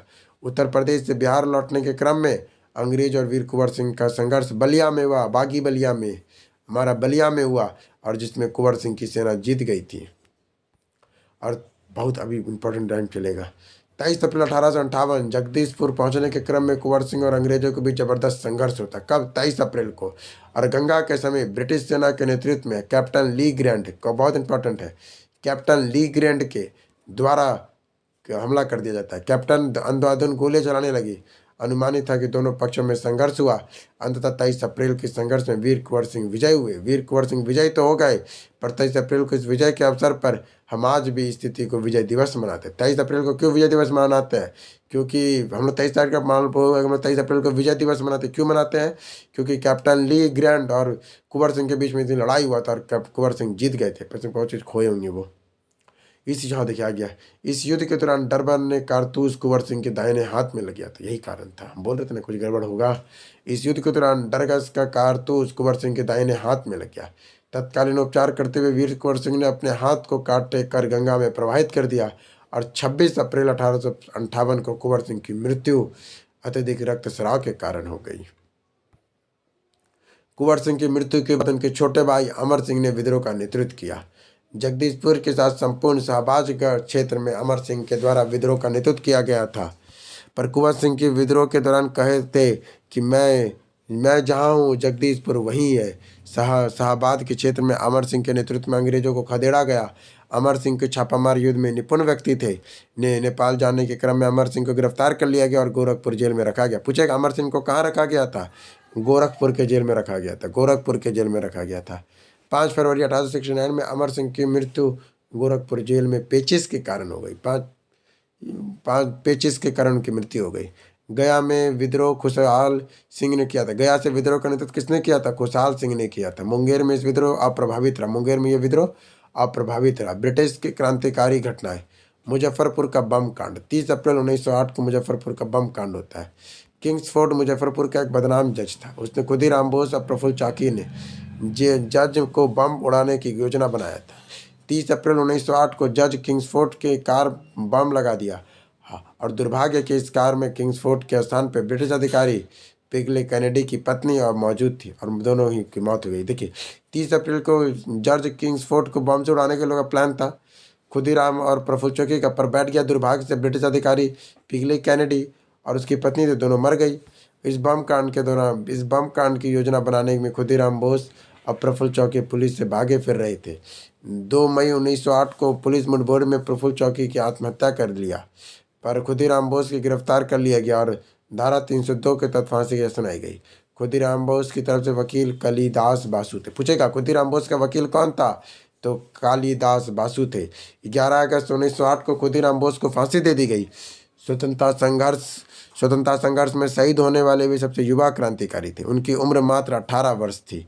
उन्हें फांसी कब दिया गया? 11 अगस्त 1908 को। अब बिहार के अन्य क्रांतिकारी संगठन हम लोग देखते हैं। रामकृष्ण सोसाइटी बाबू ठाकुर दास के द्वारा 1906 में पटना में रामकृष्ण सोसाइटी की स्थापना की गई थी। यह एक क्रांतिकारी संगठन था जिसका उद्देश्य बिहार में युवाओं को राष्ट्रीयता की भावना को जागृत करने के लिए प्रेरित करना था। पत्रिका के माध्यम से पृथक बिहार बनाने की योजना तैयार की गई थी। बाबू ठाकुर दास के द्वारा 1906 में ही रामकृष्ण सोसाइटी की मदरलैंड पत्रिका प्रकाशित किया गया। इस पत्रिका के माध्यम से बिहार के युवाओं को राष्ट्रीय संघर्ष में शामिल होने के लिए प्रेरणा दी गई। 1913 ईस्वी में अनुशीलन समिति एक शाखा श्रीचंद्र सन्याल के द्वारा पटना में स्थापित किया गया था। पृथक बिहार बंगाल बंगाल महाप्रांत से बिहार को पृथक करने के लिए पहली बार मांग बिहार टाइम्स के माध्यम से 1940 में किया गया था। क्या करें फिर देखिए, अब हम लोग कर रहे हैं पृथक बिहार के बारे में बातें। बंगाल महाप्रांत से बिहार को पृथक करने के लिए पहली बार मांग बिहार टाइम्स के माध्यम से 1894 में किया गया था। बिहार का पहला बार मांग कब किया गया था? 1894 में किया गया कि हमको बंगाल से अलग करो। बिहार टाइम्स के संस्थापक कौन थे? संपादक कौन थे? तो महेश नारायण थे। बिहार टाइम्स के संपादक कौन थे? तो महेश नारायण थे। पृथक बिहार बनाने में बिहार के 3 नेताओं की भूमिका अत्यंत महत्वपूर्ण रही थी। बिहार बनाने में 3 नेताओं की भूमिका अत्यंत कौन कौन थे? पहले थे हमारे सच्चिदानंद सिन्हा। हमारे कौन थे? सच्चिदानंद सिन्हा थे। दूसरे थे कौन? राजेंद्र प्रसाद थे। तीसरे कौन थे? तो महेश नारायण। पहले कौन थे? सच्चिदानंद सिन्हा। दूसरे कौन थे? राजेंद्र प्रसाद। तीसरे कौन थे? तो महेश नारायण थे। बंगाल प्रांत में क्या क्या आता था? पश्चिम बंगाल, बिहार, उड़ीसा, झारखंड, बांग्लादेश, असम सब आता था बंगाल प्रांत में। 1906 में स्टूडेंट कॉन्फ्रेंस छात्र सम्मेलन का आयोजन पटना में किया गया था। 1906 में जो स्टूडेंट कॉन्फ्रेंस हुआ, छात्र सम्मेलन, इसका आयोजन पटना में किया गया था। इस आयोजन की अध्यक्षता डॉक्टर राजेंद्र प्रसाद के द्वारा की गई थी। छात्र सम्मेलन में डॉक्टर राजेंद्र प्रसाद ने बिहार के युवाओं को पृथक बिहार की मांग के लिए प्रेरित किया था। 1906 में बाबू ठाकुर दास के द्वारा रामकृष्ण सोसाइटी का स्थापना पटना में किया गया और इस संगठन के माध्यम से ही पृथक बिहार की मांग को स्वीकार किया गया। 1911 में दिल्ली दरबार का आयोजन किया गया। यहाँ ब्रिटेन ने सम्राट जॉर्ज पंचम का आगमन हुआ तथा 3 बड़ी घोषणाएं की गई। जॉर्ज पंचम का आगमन हुआ, 3 बड़ी घोषणाएं क्या क्या थी ये देखिए, बहुत इंपॉर्टेंट ये तीनों घोषणाएं। तत्कालिक तौर पर बंगाल विभाजन को रद्द कर दिया जाता है। बंगाल की राजधानी कलकत्ता से दिल्ली स्थानांतरित किया जाता है और बंगाल महाप्रांत से पृथक कर एक नया राज्य बिहार बनाने की घोषणा थी। किसने किया था? जॉर्ज पंचम ने किया था। 22 मार्च 1912 को आधिकारिक तौर पर बंगाल महाप्रांत से पृथक नया राज्य बिहार बनाया गया। इस दिन हम बिहार दिवस के रूप में कहा मनाते हैं, आप समझ में आया? हम लोग कहा है 22 मार्च को बिहार दिवस मनाते हैं क्योंकि उस दिन क्योंकि बिहार अलग हो चुका था। गरिमापूर्ण तरीके से बिहार राज्य की स्थापना 1 अप्रैल 1912 को हुआ। अब आता है बंगाल विभाजन और बिहार की कहानी क्या थी, ये जानते हैं इस एपिसोड में। तत्कालीन गवर्नर लॉर्ड कर्जन ने 1905 में बंगाल विभाजन को घोषणा किया था। 16 अक्टूबर 1905 को लॉर्ड कर्जन के द्वारा बंगाल विभाजन कर दिया गया। 1905 में घोषणा करता और 16 अक्टूबर 1905 को इसने घोषणा का विभाजन भी कर दिया। लॉर्ड कर्जन ने पूर्वी बंगाल के लोगों को पृथक प्रशासनिक व्यवस्था के लालच देते हुए विभाजन की बातें कही थी। लॉर्ड कर्जन ने पूर्वी बंगाल के लोगों को पृथक प्रशासनिक व्यवस्था की लालच देते हुए विभाजन की बात कही थी। फिर आता है लॉर्ड कर्जन ने बंगाल विभाजन के अनुसार पूर्वी बंगाल के वर्तमान में असम, बांग्लादेश के हिस्से को शामिल थे, जबकि पश्चिम बंगाल के वर्तमान पश्चिम बंगाल, बिहार, झारखंड, उड़ीसा आदि शामिल थे। बंगाल विभाजन के विरोध में 16 अक्टूबर 1905 को देश के लोगों ने एक दूसरे को राखी बांधा। कब बांधा? 16 अक्टूबर को रक्षा राखी बंधन दिवस के रूप में मनाने की एकता का प्रमाण दिया। 16 अक्टूबर को बिहार के दरभंगा में सतीश चंद्र के नेतृत्व में राखी बंधन मनाया गया। पूछेगा दरभंगा में किसके नेतृत्व में हुआ था? तो सतीश चंद्र के नेतृत्व में हुआ था दरभंगा में। बंगाल विभाजन के विरोध में रविन्द्रनाथ टैगोर ने आमर सोनार बांग्ला की रचना की थी। बंगाल विभाजन के विरोध में ही रविन्द्रनाथ टैगोर ने आमर सोनार बांग्ला की रचना किया। विभाजन के दौरान बाल गंगाधर तिलक विरोध में एक सक्रिय नेता थे। अंग्रेजों ने अशांति का जनक कहा। विभाजन के दौरान ही बाल गंगाधर तिलक को विरोध में एक सक्रिय नेता थे और अंग्रेजों ने अशांति का जनक कहा था। बंगाल विभाजन के विरोध में पहली बार देश में विदेशी वस्तुओं का बहिष्कार किया गया था। बंगाल विभाजन ऐसे देखा जाए तो बंगाल विभाजन कैसे हुआ आप कम समझाते हैं। ये पूरा बंगाल था, ये बंगाल को बीच से काट दिया। इसने बोला कि ये पूर्वी बंगाल और बांग्लादेश एक में रहेगा और पश्चिमी बंगाल, बिहार, झारखंड, उड़ीसा अलग। मैंने बांग्लादेश जो उस समय काटा था ना, उस समय चल गया था वो पूर्वी बंगाल में, और जो पश्चिमी बंगाल, बिहार, उड़ीसा था, इसलिए इसको 1905 का ये विभाजन है, इसको बाद में रद्द कर दिया था। फिर आता बंगाल विभाजन के दौरान बिहार में साबरमती अकादमी तथा बॉयज़ एसोसिएशन की सहायता से माध्यम से सर्वाधिक विरोध हुआ। बंगाल विभाजन के दौरान बिहार में सरस्वती अकादमी तथा बॉयज़ एसोसिएशन के माध्यम से सर्वाधिक विरोध किया गया था। 1911 में दिल्ली दरबार में बंगाल विभाजन के तत्कालिक रद्द करने की घोषणा की गई थी। फिर आता है बंग भंग आंदोलन। बंगाल विभाजन के विरोध में बंग भंग आंदोलन हुआ और स्वदेशी आंदोलन चलाए गए। इस आंदोलन के माध्यम से देश के युवाओं का विरोध प्रदर्शन करने की प्रेरणा दिया गया था। स्वदेशी आंदोलन के दौरान देश में विदेशी वस्तुओं का बहिष्कार किया गया। बंगाल में बंग भंग आंदोलन के चर्चित नेता सतीश चंद्र और जो सरस्वती अकादमी के माध्यम से आंदोलन का नेतृत्व किया था। बिहार प्रांतीय सम्मेलन। इस संगठन ने 1908 में हसन इमाम के द्वारा पटना में किया गया था। इस संगठन के माध्यम से बिहार के तमाम समस्याओं का समाधान किया जाता था। सरफराज हुसैन खां की अध्यक्षता में 1908 में सोनपुर मेले का उपलक्ष्य में बिहार प्रांतीय सम्मेलन की पहली चर्चा हुई। देखिए क्या कहता है, एक बार फिर से एक बार पढ़ते हैं इसको। बिहार प्रांतीय सम्मेलन का बिहार प्रांतीय सम्मेलन का गठन कब हुआ? 1908 में हसन इमाम के द्वारा पटना में किया गया था। इस संगठन के माध्यम से बिहार में तमाम समस्याओं का समाधान किया गया था। सरफराज हुसैन खां की अध्यक्षता में 1908 में सोनपुर मेले के उपलक्ष्य में बिहार प्रांतीय सम्मेलन की पहली बार चर्चा किया गया था। बिहार प्रांतीय सम्मेलन पहला अधिवेशन 1908 में पटना में आयोजित हुआ। इस अधिवेशन की अध्यक्षता हसन इमाम के द्वारा की गई थी। बिहार प्रांतीय सम्मेलन का दूसरा अधिवेशन 1909 में भागलपुर में आयोजित किया गया। इस अधिवेशन में दीप नारायण सिंह की भूमिका महत्वपूर्ण थी। इस अधिवेशन में कौन? दीप नारायण सिंह की भूमिका बहुत महत्वपूर्ण रहा था। इस अधिवेशन की अध्यक्षता मुख्य रूप से सच्चिदानंद सिन्हा द्वारा की गई थी। बंगाली मीडिया और इंडियन मिरर मीडिया ने बिहार प्रांतीय संस्करण का प्रसंग किया था। गोपाल कृष्ण गोखले ने इस संगठन को राष्ट्रीय स्तर का प्रशंसा किया था। 1918 में बिहार प्रांतीय सम्मेलन का 10वां अधिवेशन पटना में हुआ, जिसकी अध्यक्षता सच्चिदानंद सिन्हा ने के द्वारा किया गया तथा इस सम्मेलन को गांधी जी ने भाग लिया था।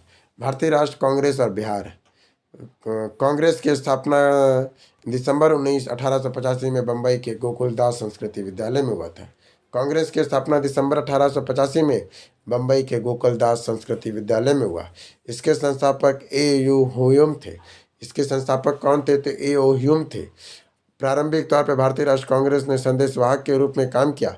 इसमें अपनी भारतीय समस्याओं को कांग्रेस तक पहुंचाती थी। कांग्रेस इन्हीं समस्याओं से अंग्रेजों तक पहुंचाती थी। प्रत्येक वर्ष कांग्रेस का वार्षिक अधिवेशन विशेष परिस्थितियों में विशेष अधिवेशन आयोजित होता था। 1906 में कांग्रेस का विशेष अधिवेशन कलकत्ता में हुआ, जिसके अध्यक्ष दादा भाई नौरोजी थे। यहाँ पे कांग्रेस का मत परिवर्तन हुआ तथा कांग्रेस का उद्देश्य देश की आज़ादी हो गया। 1906 में पहली बार पूछेगा देश की आज़ादी का कांग्रेस का मन कब बनाया? तो 1906 में दादा भाई नौरोजी ने बनाया था कलकत्ता के अधिवेशन में। 1906 में पहली बार कांग्रेस अधिवेशन में स्वराज शब्द का प्रयोग हुआ था। पूछेगा स्वराज शब्द का पहला बार प्रयोग कब हुआ था? 1906 में हुआ था, कलकत्ता के अधिवेशन में हुआ था। गांधी जी की राजनीति की शुरुआत गुरु कौन थे? तो देखिए एक मिनट, इसको थोड़ा सा बड़ा करते हैं, बड़ा क्वेश्चन है, पूछता है कभी कभी। हाँ, गांधी जी के राजनीतिक गुरु गोपाल कृष्ण गोखले थे। अब आता है बिहार में कांग्रेस अधिवेशन। पहला अधिवेशन 1912 में बांकीपुर पटना एन.आर. मघुगर रघुनाथ ने किया था। पहला अधिवेशन जो हुआ था 27वां अधिवेशन 1912 में बांकीपुर पटना में हुआ था। एन.आर. मधोलकर ने किया, जिसका रंगानाथ माहौलकर भी कहते हैं। फिर 37वां या 38वां अधिवेशन जो 1922 में गया में हुआ, इसको C.R. दास जिसे देशबंधु भी कहते हैं, चित्तरंजन दास और मोतीलाल ने किया था। मैंने बिहार में 3 अधिवेशन हुआ टोटल। पहला हुआ है बांकीपुर पटना में 27वां अधिवेशन 1912 में। फिर गया में 1922 में 37 या 38वां अधिवेशन C.R. दास ने किया था। और 1940 में 53वां या 54वां रामगढ़ झारखंड में हुआ। ऐसे कहा जाए तो अभी के बिहार में सिर्फ 2 अधिवेशन है, और कहता है 3 अधिवेशन भी, क्योंकि उसमें बिहार जो था, रामगढ़ जो था, वो बिहार का हिस्सा था। इसीलिए 1940 में होता है विवाद उन्हें विधान परिषद में प्रवेश का आरक्षण का। 1923 के स्वराज पार्टी बन गया, विवाद हुआ था विधान परिषद में आरक्षण का। नहीं 1940 रामगढ़ का आंदोलन का। अब आइए होम रूल आंदोलन और बिहार। बस ज़्यादा नहीं है, आधा घंटा और लगेगा। कितना हो गया? आधा घंटा और बस। होम रूल आंदोलन और बिहार पूरा एक बार में हम पूरा मॉडर्न हिस्ट्री खत्म करें ना, इसी का लंबा जा रहा है ये। होम रूल आंदोलन और बिहार 1916। स्वराज की प्राप्ति के उद्देश्य से 1916 में भारतीय नेता एनी बेसेंट तथा बाल गंगाधर तिलक के नेतृत्व में होम रूल आंदोलन शुरू किया गया। इस आंदोलन का मुख्य उद्देश्य था भारतीय विधि के अनुसार ही राज्य व्यवस्था के संचालन करना। इस आंदोलन का उद्देश्य क्या था? तो भारतीय विधि के अनुसार ही राज्य व्यवस्था का संचालन करना। होम रूल के दौरान 2 बार पटना का दौरा हुआ था। होम रूल आंदोलन वे 2 बार पटना का दौरा किए थे, अप्रैल 1918 और जुलाई 1918 में। एनी बेसेंट के सम्मेलन के माध्यम से होम रूल आंदोलन में लोगों को एकजुट करने का प्रयत्न कर रही थी। बिहार में होम रूल आंदोलन का प्रमुख नेता कौन थे? तो मौलाना हज मरूल हक थे, हसन इमाम थे, शौकत अली थे, सच्चिदानंद सिन्हा थे। बिहार में होम रूल आंदोलन के प्रमुख नेता कौन थे? मौलाना मजरूल हक, हसन इमाम, शौकत अली और सच्चिदानंद सिन्हा थे। 1918 में होम रूल आंदोलन में सर्वाधिक प्रभाव बिहार पर हुआ था। अब आता है चंपारण सत्याग्रह। चंपारण में नील की खेती करने वाले किसानों को 3 कटिया प्रणाली के विरुद्ध किसानों द्वारा चलाया गया अंग्रेजों के खिलाफ एक सशक्त विद्रोह था। 3 कटिया प्रणाली क्या थी, आइए पहले इसके बारे में जानते हैं। बिहार में चंपारण में किसानों को नील की खेती करना अनिवार्य कर दिया और 1859 में चंपारण में किसानों को अंग्रेजों के विरुद्ध एक सशक्त नील विद्रोह किया था। इसी के परिणाम स्वरूप 1867 में 5 कटिया पद्धति को समाप्त कर दिया गया और 3 कटिया पद्धति लागू रही थी। देखिए क्या करता है ना, 59 में ये लोग नील की खेती चंपारण में अनिवार्य कर देता है और 5 कटिया पद्धति लगाता है, माने कि जो 5 जगह है ना उसका एक जगह पे आपको खेती करना है। पर क्या होता है फिर इसमें बहुत ज़्यादा लोग फिर 59 में किसानों ने अंग्रेजों के विरुद्ध विद्रोह कर दिया, भैया इतना इतना ज़मीन तो ना बर्बाद करेंगे, 20% ज़मीन। तो इसके फलस्वरूप 1867 में 5 कटिया पद्धति को समाप्त कर दिया और 3 कटिया पद्धति लगाया। अब बोला कि बर्बाद करना तो 30 का भागा 3 करो, इसी को 3 कटिया पद्धति कहते हैं। 1917 तक 3 कटिया पद्धति से परेशान होकर, भैया 20 साल 50 साल हो गया, परेशान नहीं हो, जमीन धीरे धीरे खत्म ही ना हो रहा है, आप इतना जमीन है इतना बर्बाद करें तो धीरे धीरे इतना अगर पूरा बर्बाद हो जाएगा। 1917 में 3 कटिया पद्धति से परेशान होकर चंपारण के किसानों ने आंदोलन किया। चंपारण के किसान नेता राजकुमार शुक्ल, कौन थे चंपारण के किसान नेता? राजकुमार शुक्ल ने ब्रज किशोर प्रसाद तथा गणेश विद्यार्थी की सलाह पर, कौन सलाह दिया था? ब्रज किशोर प्रसाद और गणेश विद्यार्थी की सलाह दिया कि वे गांधी जी से मिलकर किसानों की दुर्दशा बताइए। 1916 में कांग्रेस का अधिवेशन लखनऊ में आयोजित हुआ और इस अधिवेशन में गांधी जी ने भाग लिया था। चंपारण के किसान नेता राजकुमार शुक्ल भी इस अधिवेशन में गांधी जी से मुलाकात कर चंपारण के किसानों की स्थिति को बताते हुए बिहार आने का आमंत्रण दिया। 9 अप्रैल 1917, बहुत इंपॉर्टेंट, 9 अप्रैल 1917 को गांधी कलकत्ता से बिहार के लिए रवाना होते हैं। 10 अप्रैल 1917 को गांधी पटना पहुंचते हैं। पटना आने पर गांधी जी का राजेंद्र प्रसाद अतिथि शाह और मजरूल हक द्वारा घर में भी गए थे। वे गांधी जी का मुजफ्फरपुर होते हुए चंपारण जाने की योजना बनाई गई। मुजफ्फरपुर में गांधी जी को मुलाकात जी.बी. कृपलानी से हुआ। इस प्रकार चंपारण सत्याग्रह में गांधी जी के साथ अन्य कई सहयोग शामिल हुए, जैसे कि ब्रिज किशोर प्रसाद, नरसिंह पारिक, महादेव देसाई, शंभुनाथ, राजकुमार शुक्ल तथा अनुग्रह नारायण सिन्हा थे। 15 अप्रैल 1917 को गांधी जी चंपारण पहुंचे। चंपारण गांधी जी कब पहुंचे थे? तो 15 अप्रैल 1917 को पहुंचे। चंपारण के तत्कालिक मजिस्ट्रेट वी.बी. हॉयकॉक ने, जो चंपारण के तत्कालिक मजिस्ट्रेट थे वी.बी. हाईकॉक ने चंपारण से पहले ही धारा 144 के संचालन कर रहे थे। 16 अप्रैल 1917 को गांधी जी चंपारण का भ्रमण शुरू किया। इसी दिन मजिस्ट्रेट वी.बी. हाईकॉक के धारा 144 के उल्लंघन मामले में गांधी जी को गिरफ्तार कर लिया। गांधी ने चंपारण के प्लांट एसोसिएशन के सचिव एम. विल्सन से किसानों के हित के कार्य करने के लिए आग्रह किया। F.G. राय के नेतृत्व में चंपारण में किसानों का एक जांच समिति का गठन किया गया। इस जांच समिति में कुल 6 सदस्यों को शामिल किया गया। 9 जून 1917 को चंपारण एग्रीएशन जांच समिति का गठन हुआ, जिसके माध्यम से नील की किसानों की स्थिति को जांच किया गया। 1918 में एग्रीएशन जांच समिति रिपोर्ट आया तथा किसानों के लिए नए अधिनियम के माध्यम से 3 कटिया प्रणाली को समाप्त कर दिया गया। देखिए क्या बोलता है, मार्च 1918 में जो एग्रीएशन जांच समिति की रिपोर्ट आया उसमें 3 कटिया प्रणाली को समाप्त कर दिया। फिर गांधी जी ने चंपारण में बरखा गांव का भ्रमण आरंभ किया। इसी के स्थान पर बाढ़ और भीतरवा का आश्रम की स्थापना किया गया तथा कस्तूरबा गांधी बालिका विद्यालय की स्थापित किया। गांधी जी ने चंपारण में बहरवा गांव में भ्रमण प्रारंभ किया और इसी स्थान पर बाढ़ की भीषणता से अभ्रक होकर भीतरवा आश्रम की स्थापना। पूछेगा चंपारण में कौन सा आश्रम है? तो भीतरवा आश्रम का स्थापना किया तथा कस्तूरबा गांधी बालिका विद्यालय की स्थापना किया था। चंपारण सत्याग्रह गांधी जी की भारत में पहला सत्याग्रह जिसमें उनकी सफलता हासिल कर लिया था। गांधी जी का चंपारण पहुंचते ही एक ब्रिटिश अधिकारी डब्ल्यू इरविन ने गांधी जी को चरित्र रात्रि भोजन के लिए आमंत्रण भेजा। डब्ल्यू इरविन का संयंत्र था कि गांधी जी के भोजन में जहर मिलाकर उनकी मौत को निश्चित कर देंगे, पर इन सभी संयंत्र की जानकारी उनके रसोईया बत्तख मियाँ को पता चल गया। बत्तख मियाँ ने अंग्रेजों के साथ दूध में मिलाए गए जहर को गांधी जी के पीने से मना कर दिया और दूध के बाद बिल्ली पी गई, जिसमें बिल्ली की मौत हो गई। इस घटना को कहते हैं बत्तख मियाँ को गांधी जी का जान बचा दी। यही घटना हम लोग कहते हैं बत्तख मियाँ ने गांधी जी की जान बचाई थी। अब आ जाइए बिहार में अन्य किसान आंदोलन। असहयोग आंदोलन के दौरान राहुल सत्यकरण बिहार के छपरा में एक सक्रिय किसान नेता थे। ये बहुत बड़ा साहित्यकार भी है राहुल सत्यकरण। असहयोग आंदोलन के दौरान राहुल सत्यकरण बिहार के छपरा में एक सक्रिय किसान नेता थे। राहुल सत्यकरण एक प्रसिद्ध साहित्यकार थे, लेकिन उन्हें बिहार के लिए भी एक भूमिका महत्वपूर्ण रही है। असहयोग आंदोलन के दौरान स्वामी विद्यानंद बिहार में एक सक्रिय नेता थे। सारण में अंबारी में विद्यानंद किसानों के आंदोलन किया था। 1918 में दरभंगा के स्वामी विद्यानंद के नेतृत्व में किसान आंदोलन हुआ था। 1919 में दरभंगा में स्वामी विद्यानंद के नेतृत्व में किसान आंदोलन हुआ।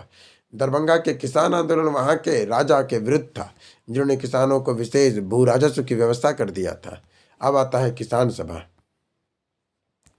यह एक प्रमुख किसान संस्था थी जो बिहार के किसान समस्याओं के समाधान के लिए गठन किया गया था। किसान सभा स्थापना का पहला प्रयास 1922-23 में मोहम्मद जुबैर के द्वारा किया गया था।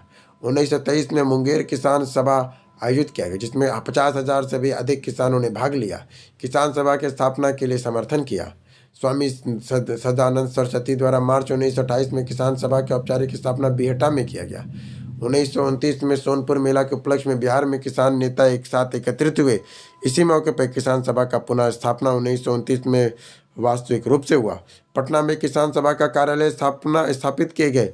1936 में अखिल भारतीय किसान सभा का अधिवेशन लखनऊ में आयोजित किया गया। इस किसान सभा के अध्यक्ष स्वामी सदानंद सरस्वती को बनाया गया। लखनऊ में इस किसान सभा के माध्यम से स्वामी सदानंद सरस्वती को राष्ट्रीय स्तर का किसान नेता बनने की ख्याति प्राप्त हुई। बसाकत आंदोलन यह आंदोलन बिहार में किसानों को बकासत भूमि वापसी के लिए किया गया था। कब हुआ था? 37-38 में। पूछेगा बकासत आंदोलन कब होता है? 37 से 38 में होता है। 1937-38 में यह आंदोलन बिहार के किसानों को बकासत भूमि वापसी के लिए किया गया था। बकासत भूमि, अगर किसान अपनी भूमि को 2 वर्ष से अधिक कृषि ना करे तो उस भूमि के जमींदारों से छीन लिया जाता था और इसी भूमि को बकासत भूमि कहते थे। 1937 में स्वामी सदानंद सरस्वती के नेतृत्व में किसान बसाकत आंदोलन किया करते थे। फिर आता है स्वामी सदानंद ने किसानों को जागरूक करने के लिए हुंकार पत्रिका प्रकाशित किया। अंबिका किसान आंदोलन 1939 में सारण में अंबारी में किसानों के लिए यह आंदोलन किया था। राहुल सत्यकरण के नेतृत्व में अंग्रेजों द्वारा चलाए गए इस भू राजस्व व्यवस्था के विरुद्ध आंदोलन किया गया था। फिर आता असहयोग आंदोलन ऑफ बिहार। गांधी जी के नेतृत्व में 1 अगस्त 1920 को असहयोग आंदोलन की शुरुआत होती है। बिहार में असहयोग आंदोलन के प्रमुख नेता थे डॉक्टर राजेंद्र प्रसाद, मजरूल हक, ब्रजकिशोर प्रसाद, सरफराज हुसैन और अब्दुल बारी थे। फिर से एक बार, बिहार में असहयोग आंदोलन के प्रमुख नेता कौन कौन थे? डॉक्टर राजेंद्र प्रसाद, मजरूल हक, ब्रजकिशोर प्रसाद, सरफराज हुसैन और अब्दुल बारी थे। बिहार में पटना के स्वदेशी शिक्षण संस्थान बिहार राष्ट्रीय महाविद्यालय की स्थापना हुई थी। बिहार में पटना के स्वदेशी शिक्षण संस्थान बिहार राष्ट्रीय महाविद्यालय की स्थापना की गई थी। 5 जनवरी 1921 को बिहार राष्ट्रीय विश्वविद्यालय को बनाकर तैयार हुआ। 6 जनवरी 1921 को बिहार राष्ट्रीय महाविद्यालय का उद्घाटन हुआ, जिसमें गांधी जी के द्वारा उद्घाटन किया गया था। बिहार राष्ट्रीय महाविद्यालय के भवन बिहार विद्यापीठ की स्थापना इसी तिथि को माना जाता है। इस महाविद्यालय में प्राचार्य राजेंद्र प्रसाद की स्थापना इस महाविद्यालय का प्रचार किसे बनाया गया? डॉक्टर राजेंद्र प्रसाद को बने। कौन सा यह देखो, जो बिहार राष्ट्रीय महाविद्यालय का भवन विद्यापीठ में स्थापना किया गया और यहाँ के प्राचार्य डॉक्टर राजेंद्र प्रसाद बने। महाविद्यालय के कुलपति मजरूल हक बने। प्राचार्य कौन बने? डॉक्टर राजेंद्र प्रसाद। कुलपति कौन बने? तो मजरूल हक। जबकि कुलपति और कुलाधिपति कौन बने? तो ब्रज किशोर प्रसाद को नियुक्त किया गया। मौलाना मजरूल हक ने के मित्र खरे मैया को पटना के दीघा में भूमि दान दी गई। इसी भूमि मजरूल हक ने सदाकत आश्रम की स्थापना किया। पूछेगा सदाकत आश्रम की स्थापना किसने किया था? मजरूल हक ने। ये जमीन किससे दिया, किसने भूमि में दिया था? तो मजरूल हक को खैमर मियाँ ने पटना में दिया था। फिर आता सदाकत आश्रम। इसकी स्थापना असहयोग आंदोलन को हुई थी। सदाकत आश्रम कब बना? तो असहयोग आंदोलन के दौरान हुआ था। सदाकत आश्रम की स्थापना का उद्देश्य था असहयोग आंदोलन में अधिक समर्थन प्राप्त करना, इसीलिए इसके सदाकत आश्रम को सभा बुलाई जाती थी। सदाकत आश्रम के माध्यम से बिहार के लोगों को चरखा का प्रशिक्षण दिया गया। और असहयोग आंदोलन के दौरान मजरुल हक द्वारा सदाकत आश्रम में द मदरलैंड नामक पत्रिका का भी प्रकाशन शुरू किया। पूछेगा द मदरलैंड पत्रिका कहाँ से निकलता था? असहयोग आंदोलन के समय मजरुल हक के द्वारा सदाकत आश्रम से। बाढ़ में सदाकत आश्रम को कांग्रेस का मुख्यालय बना दिया गया। बाद में जो सदाकत आश्रम था वो कांग्रेस का मुख्यालय बन गया। 22 दिसंबर 1921 को प्रिंस ऑफ वेल्स के आगमन पटना में हुआ। असहयोग आंदोलन के दौरान सरला देवी के नेतृत्व में प्रिंस ऑफ वेल्स के विरोध के नेतृत्व में पटना में जुलूस निकाले गए और प्रिंस को काले झंडे दिखाए थे। किसके नेतृत्व में? तो सरला देवी। कौन थी? एक महिला थी जो बिहार में सरला देवी थी। वो महिलाओं को कम नहीं समझना चाहिए।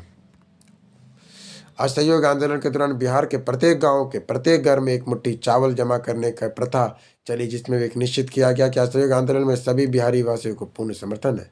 मैंने असहयोग आंदोलन बिहार में जो प्रत्येक गांव के प्रत्येक घर से एक मुट्ठी चावल जमा किया गया का प्रथा चलाया गया, जिससे यह निश्चित हुआ कि असहयोग आंदोलन में सभी बिहारवासी पूर्ण समर्थन करते हैं। 5 फरवरी 1922 को चौरा चौरी में आंदोलन के कार्यों के द्वारा घटना में 22 पुलिस वालों को जान चली गई, जिस कारण से गांधी जी ने 12 फरवरी 1922 को असहयोग आंदोलन स्थगित कर दिया। फिर आता है साइमन कमीशन और बिहार।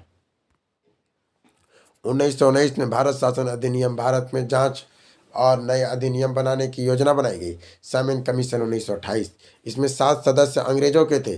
बिहार में अली इमाम सदस्य थे। इसके सदस्य कौन कौन थे? तो बिहार में बनाते 7 कमीशन था, तो इसमें बिहार में आया था। उसमें बिहार में अली इमाम और अनुग्रह नारायण प्रसाद और सच्चिदानंद प्रसाद। पटना में साइमन कमीशन 12 दिसंबर 1928 को साइमन कमीशन वापस जाओ नारे के लिए लोग एक संगठन बनाए थे। जो 12 दिसंबर 1928 को साइमन कमीशन अब पटना आया था, तो इसका विरोध करने के लिए कोई संगठन बनाया, जिसमें अली इमाम, अनुग्रह नारायण सिंह, डॉक्टर सच्चिदानंद प्रसाद सिन्हा को रखा गया। अब आता है खिलाफत आंदोलन और बिहार। बिहार प्रथम विश्व युद्ध की समाप्ति के बाद सार्वेस की संधि से तुर्की के खिलाफ पहला तमाम अधिकारों को समाप्त कर दिया। खलीफा के पूरे विश्व में मुसलमानों को धर्मगुरु मानते थे। इस कारण से विश्व के मुसलमान खफा हुए और इस प्रकार वैश्विक स्तर पर खिलाफत आंदोलन की शुरुआत हुई। भारत में खिलाफत आंदोलन में गांधी जी का खूब समर्थन प्राप्त हुआ था। कैसा खूब समर्थन प्राप्त हुआ? बिहार में खिलाफत आंदोलन के प्रमुख नेता मौलाना मजरुल हक हुए। बिहार में खिलाफत आंदोलन के प्रमुख नेता कौन थे? तो मौलाना मजरुल हक थे। बिहार में खिलाफत आंदोलन के प्रमुख केंद्र पटना बना। इस आंदोलन में शौकत अली तथा अली इमाम ने भूमिका महत्वपूर्ण थी। फिर आता है स्वराज पार्टी और बिहार। 1922 में भारतीय राष्ट्र कांग्रेस का अधिवेशन गया में आयोजित किया गया। इस अधिवेशन में विधान परिषद में प्रवेश को लेकर विवाद हो गया। चित्तरंजन दास और मोतीलाल नेहरू ने विधान परिषद में प्रवेश के आरक्षण को लेकर पक्ष में समर्थन दे रहे थे, जबकि दूसरे पक्ष में प्रवेश के आरक्षण का विरोध किया जा रहा था, समर्थन नहीं दिया जा रहा था। चिंतारंजन और मोतीलाल नेहरू ने इस अधिवेशन में कम समर्थन प्राप्त हुआ, जिस कारण से उन्होंने कांग्रेस पार्टी छोड़ दी तथा जनवरी 1923 में स्वराज पार्टी की स्थापना कर इलाहाबाद में किया गया। स्वराज पार्टी की स्थापना कहाँ हुआ था? तो हमारे इलाहाबाद में हुआ था। 1923 में स्वराज पार्टी के एक प्रमुख शाखा पटना में भी स्थापित हुआ। इसके स्थापना का श्रेय श्री कृष्ण सिंह को जाता है। पटना में स्थापना का श्रेय किसे जाता है? 1923 में श्री कृष्ण को जाता है, स्वराज पार्टी का। बिहार में स्वराज पार्टी के सचिव अब्दुल बारी तथा अध्यक्ष नारायण सिंह बने। स्थापना तो श्री कृष्ण ने किया, पर इसके जो अध्यक्ष बने नारायण सिंह बने और सचिव बने अब्दुल बारी। सचिव कौन बने? अब्दुल बारी बने। अब आता है सविनय अवज्ञा आंदोलन और बिहार। गांधी जी के नेतृत्व में इस आंदोलन के पहले चरण में नमक कानून तोड़ा गया। 12 मार्च 1930 को गांधी जी के नेतृत्व में साबरमती में चुने हुए 78 सदस्यों के साथ दांडी यात्रा शुरुआत किया और इसमें 78 सदस्यों में से एक सदस्य गिरिवर चौधरी बिहार से थे। पूछेगा जो सविनय अवज्ञा आंदोलन में जो 78 यात्री गए थे दांडी यात्रा में से एक कौन था? तो एक बिहारी था। कौन बिहारी था? वो गिरिविधारी चौधरी था। नाम गलत पढ़ रहे हैं। गिरिविधारी चौधरी से याद रखिएगा ना, गिरिविधारी चौधरी था। 5 अप्रैल 1930 को मार्च दांडी पहुंची थी। 5 मार्च से जो दांडी पहुंच गई थी और 6 अप्रैल को नमक कानून तोड़ा गया। साथ ही दांडी ने सविनय अवज्ञा आंदोलन की शुरुआत कर दिया। बिहार में सर्वप्रथम 15 अप्रैल 1930 को नमक कानून तोड़ा गया था। बिहार में सर्वप्रथम नमक कानून कब तोड़ा गया? तो 15 अप्रैल 1930 को तोड़ा गया। 15 अप्रैल 1930 को सारण और चंपारण में नमकीन मिट्टी से नमक बनाकर इस कानून को तोड़ा गया। कहाँ तोड़ा गया? 15 अप्रैल को सारण में हमारा छपरा और बलिया में तोड़ा गया। 16 अप्रैल 1930 को पटना में नमक कानून तोड़ने की योजना बनाई गई थी। 16 अप्रैल को पटना में नमक कानून तोड़ने की योजना बनाई थी। एक हफ्ते पूर्व सभी बिहारी वासियों को बताया गया कि पटना में नासक पिंडों में नमक कानून तोड़ने की योजना बनाई। कहाँ पर? नासक पिंडों में तोड़ने की योजना बनाई जा रही है। एक हफ्ते पूर्व बिहार में नासक पिंडी चलो जैसे नारे बनाए जा रहे थे। फिर आता है पटना में नमक कानून तोड़ने के लिए अमेरिका कांत ने नेतृत्व किया था। नमक कानून तोड़ने के लिए किसने किया था? अमेरिका कांत ने नेतृत्व किया था। भागलपुर में नमक कानून तोड़ने के लिए दीन नारायण तथा महादेव सरफा का नेतृत्व किया था। 23 अप्रैल 1930 को मुंगेर में श्री कृष्ण सिंह के नेतृत्व में नमक कानून तोड़ा गया। चंपारण विहीन बिहार सारण नारायण सिंह थे। सविनय अवज्ञा आंदोलन के दौरान महिलाओं की भूमिका रही। सविनय महिलाओं की भूमिका क्या थी? तो साधना देवी थी और सरस्वती देवी थी। बिहार में गिरफ्तार होने वाले पहले महिला क्रांतिकारी नेता थे। साधना देवी और सरस्वती देवी थी। फिर आता चौकीदारी आंदोलन आंदोलन सविनय बस हो गया 10 पेज और। सविनय अवज्ञा आंदोलन के दौरान बिहार में चौकीदारी कर के विरुद्ध आंदोलन चलाया गया था। सविनय अवज्ञा आंदोलन के दौरान बिहार में चौकीदारी कर के विरुद्ध आंदोलन चलाया गया। चौकीदारों का वेतन स्थानीय लोगों के चंदा जमा कर दिया जाता था। बिहार के लोगों ने इसका विरोध किया। उन्होंने चौकीदारी आंदोलन कहा जाता है। बिहार में सर्वप्रथम इस आंदोलन की शुरुआत बेगूसराय से हुई थी। कहाँ से हुई थी? बेगूसराय से हुई थी। 1931 में इस आंदोलन की शुरुआत हुई और 1931 में इसे दबा भी दिया गया। 31 में शुरू भी हुआ और इसे दबा भी दिया गया। बिरहापुर दमन चक्र 9 जून 1930 को डॉक्टर राजेंद्र प्रसाद पटना से बिरहापुर पहुंचे। वहां एक सभा का आयोजन किया गया जिसमें प्रोफेसर अब्दुल बारी, बलदेव सहाय, मुरली मनोहर प्रसाद आदि वरिष्ठ नेता पहुंचे थे। पुलिस के द्वारा सभा में समाप्त होने के क्रम में ही लाठी चार्ज कर दी गई जिससे दर्जनों लोग घायल हुए, जिसमें डॉक्टर राजेंद्र प्रसाद और अब्दुल बारी भी शामिल थे। तारापुर गोलीकांड 15 फरवरी 1932 को बिहार के मुंगेर जिले में तारापुर में अंग्रेजों के द्वारा अंधाधुंध गोलियां चलाई गई थी जिसमें 34 स्वतंत्रता सेनानी शहीद हो गए और भारतीय इतिहास में इस घटना को तारापुर गोलीकांड कहते हैं। फिर से एक बार, तारापुर गोलीकांड कहाँ हुआ है? तो अपना मुंगेर में हुआ है। कहाँ हुआ है? मुंगेर में हुआ है तारापुर गोलीकांड। कब हुआ है? तो 15 फरवरी 1932 को हुआ है। बिहार के मुंगेर जिले के तारापुर में अंग्रेजों द्वारा अंधाधुंध गोली चलाई गई जिसमें 34 स्वतंत्रता सेनानी शहीद हो गए थे। भारतीय इतिहास में इस घटना को तारापुर गोलीकांड कहते हैं। तारापुर गोलीकांड कहाँ हुआ था? मुंगेर में हुआ था। 15 फरवरी 1932 को हुआ था। फिर आता है बापू की लाठी 3-4 अप्रैल 1934 को बिहार में भूकंप पीड़ितों की सहायता के लिए गांधी जी बिहार पहुंचे थे। कब पहुंचे थे? 3-4 अप्रैल 1934 को। इसी क्रम में गांधी जी ने मुंगेर के प्रसिद्ध लाठी को मुंगेर के स्थानीय लोगों का सम्मान के तौर पर दिया गया था। जब गांधी जी भूकंप पीड़ितों की मदद के लिए बिहार पहुंचे तब स्थानीय लोगों द्वारा गांधी जी को ऑटोग्राफ प्राप्त करने के लिए भीड़ लगाई। गांधी जी ने अपना ऑटोग्राफ देने के लिए प्रत्येक व्यक्ति से 5 रुपये राशि लेना तय किया। सैकड़ों की संख्या में लोगों ने गांधी जी से ऑटोग्राफ प्राप्त किए। जमा की गई राशि भूकंप पीड़ितों की मदद के लिए दान दे दिया गया। अब आता है बिहार समाजवादी पार्टी। चलिए, बिहार समाजवादी पार्टी स्वतंत्रता आंदोलन के दौरान बिहार में समाजवादी पार्टी की भूमिका अत्यंत महत्वपूर्ण रही थी। इस पार्टी का गठन 1931 ईस्वी में पटना में किया गया था। बिहार में समाजवादी पार्टी के संस्थापक जयप्रकाश नारायण और फूलन प्रसाद शर्मा थे। बिहार समाजवादी पार्टी 17 मई 1934 को पटना के अंजुमन इस्लामिया हॉल में एक सभा बुलाई गई थी। कहाँ बुलाई गई थी? 17 मई 1934 को। और आचार्य नरेंद्र देव तथा जयप्रकाश नारायण के नेतृत्व में बिहार कांग्रेस समाजवादी पार्टी का गठन हुआ। किसके किसके नेतृत्व में? आचार्य नरेंद्र देव और जयप्रकाश नारायण के नेतृत्व में बिहार कांग्रेस समाजवादी पार्टी का गठन होता है 17 मई 1934 को अंजुमन इस्लामिया हॉल में। इस पार्टी के अन्य सदस्य रामवृक्ष बैनीपुरी, कायनंदन शर्मा थे। इस पार्टी के अन्य सदस्य कौन कौन थे? सदस्य थे रामवृक्ष बैनीपुरी तथा कायनंदन शर्मा थे। रामवृक्ष बैनीपुरी और कायनंदन शर्मा थे। बिहार कांग्रेस समाजवादी पार्टी के अध्यक्ष आचार्य नरेंद्र देव तथा सचिव जयप्रकाश नारायण बनाए गए। बिहार कांग्रेस समाजवादी पार्टी के अध्यक्ष कौन थे? तो आचार्य नरेंद्र देव तथा जयप्रकाश नारायण को बनाया गया। बिहार विधानसभा चुनाव 1937। भारत शासन अधिनियम 1935 के तर्ज पर 1937 में बिहार विधानसभा का पहला आम चुनाव कराया गया। बिहार के पहले विधानसभा चुनाव 152 सीटों पर निर्वाचित कराया गया था। 107 सीटों पर कांग्रेस पार्टी का चुनाव लड़ा जिसमें से 98 सीटों पर जीत हासिल की। 107 सीटों पर कांग्रेस लड़ी और 98 सीटों पर जीत हासिल की। इस प्रकार बिहार की सबसे बड़ी पार्टी कांग्रेस बनी।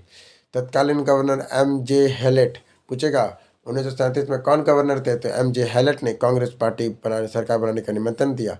पर कांग्रेस पार्टी के नेता श्री कृष्ण सिंह ने इस निमंत्रण को अस्वीकार कर दिया, क्योंकि वे मुख्यमंत्री के पद पर गवर्नर का हस्तक्षेप नहीं चाहते थे। एमजी हैलेट ने बिहार की दूसरी बड़ी पार्टी इंडिपेंडेंट पार्टी को सरकार बनाने का निमंत्रण भेजा। 1 अप्रैल 1937 को इंडिपेंडेंट पार्टी के नेता मोहम्मद यूनुस के नेतृत्व में पहली अंतरिम मंत्रिमंडल का गठन हुआ।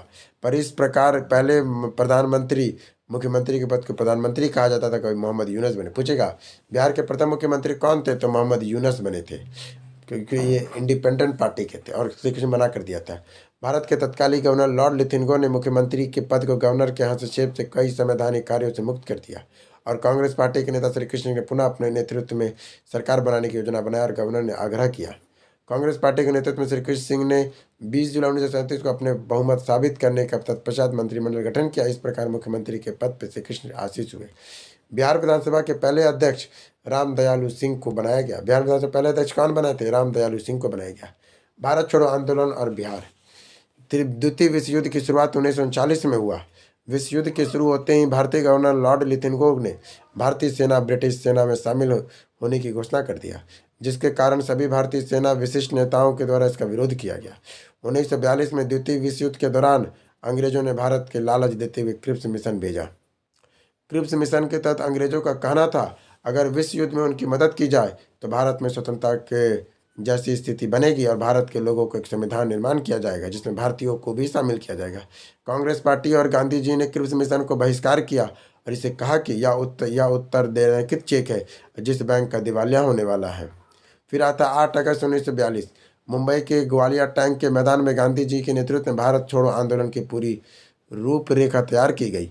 8 अगस्त मुंबई को ग्वालियर टैंक में गांधी जी ने इस बात का उद्घोषणा की कि किस आंदोलन में कोई एक नेता नेतृत्व करता नहीं होगा, यहाँ पे करो या मरो का नारा देते हुए भारत छोड़ो आंदोलन का आह्वान किया गया। 9 अगस्त 1942 को भारत छोड़ो आंदोलन की शुरुआत हुई और इस दिन ऑपरेशन जीरो आवर के तहत सभी भारतीय वरिष्ठ नेताओं को गिरफ्तार कर लिया गया था। 9 अगस्त को बिहार में नेताओं को गिरफ्तार कर लिया जा रहा था। डॉक्टर राजेंद्र प्रसाद को सदाकत आश्रम में गिरफ्तार कर लिया गया और बांकीपुर जेल में रखा गया था। श्री कृष्ण जी को अपने गांव मुंगेर से पटना लौटने के क्रम में गिरफ्तार कर लिया गया और उन्हें भी बांकीपुर जेल में रखा गया। बिहार के अन्य प्रमुख नेता अनुग्रह नारायण सिन्हा तथा मथुरा बाबू को भी गिरफ्तार कर लिया गया था। जयप्रकाश नारायण को गिरफ्तार कर हजारीबाग जेल भेज दिया गया था।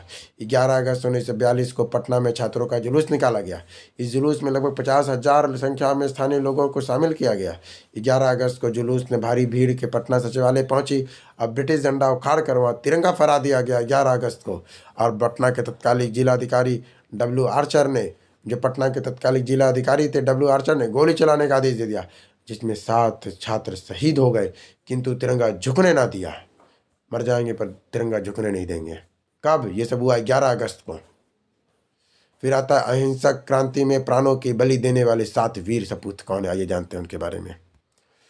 उमाकांत प्रसाद सिन्हा सारण जिले के थे, अपना छपरा के थे ये। उमाकांत प्रसाद सिन्हा स्वर्गीय बाद में बोलेंगे, नाम देकर। रामानंद सिंह पटना के थे। सतीश प्रसाद झा अपन भागलपुर के थे ये। जगपीत कुमार गया के थे ये। जगपति कुमार। देवी प्रसाद चौधरी सिरहुट के थे। राजेंद्र सिंह सारण के थे, हमारा सिवान के थे ये। और गोविंद सिंह पटना से थे। लगभग पूरा बिहार था यहाँ पे। 12 अगस्त 1942 को पटना में हड़ताल हुआ। भारी संख्या में लोगों ने तोड़फोड़ शुरू कर दी। ब्रिटिश ट्रेनों को जलाकर तथा तोड़फोड़ भी किया और इसका नाम स्वराज ट्रेन कर दिया गया। तोड़फोड़ भी किया और नया नाम स्वराज ट्रेन भी कर दिया गया। डॉक्टर राजेंद्र प्रसाद की बहन भगवती देवी इस आंदोलन की सक्रिय भूमिका निभाई थी।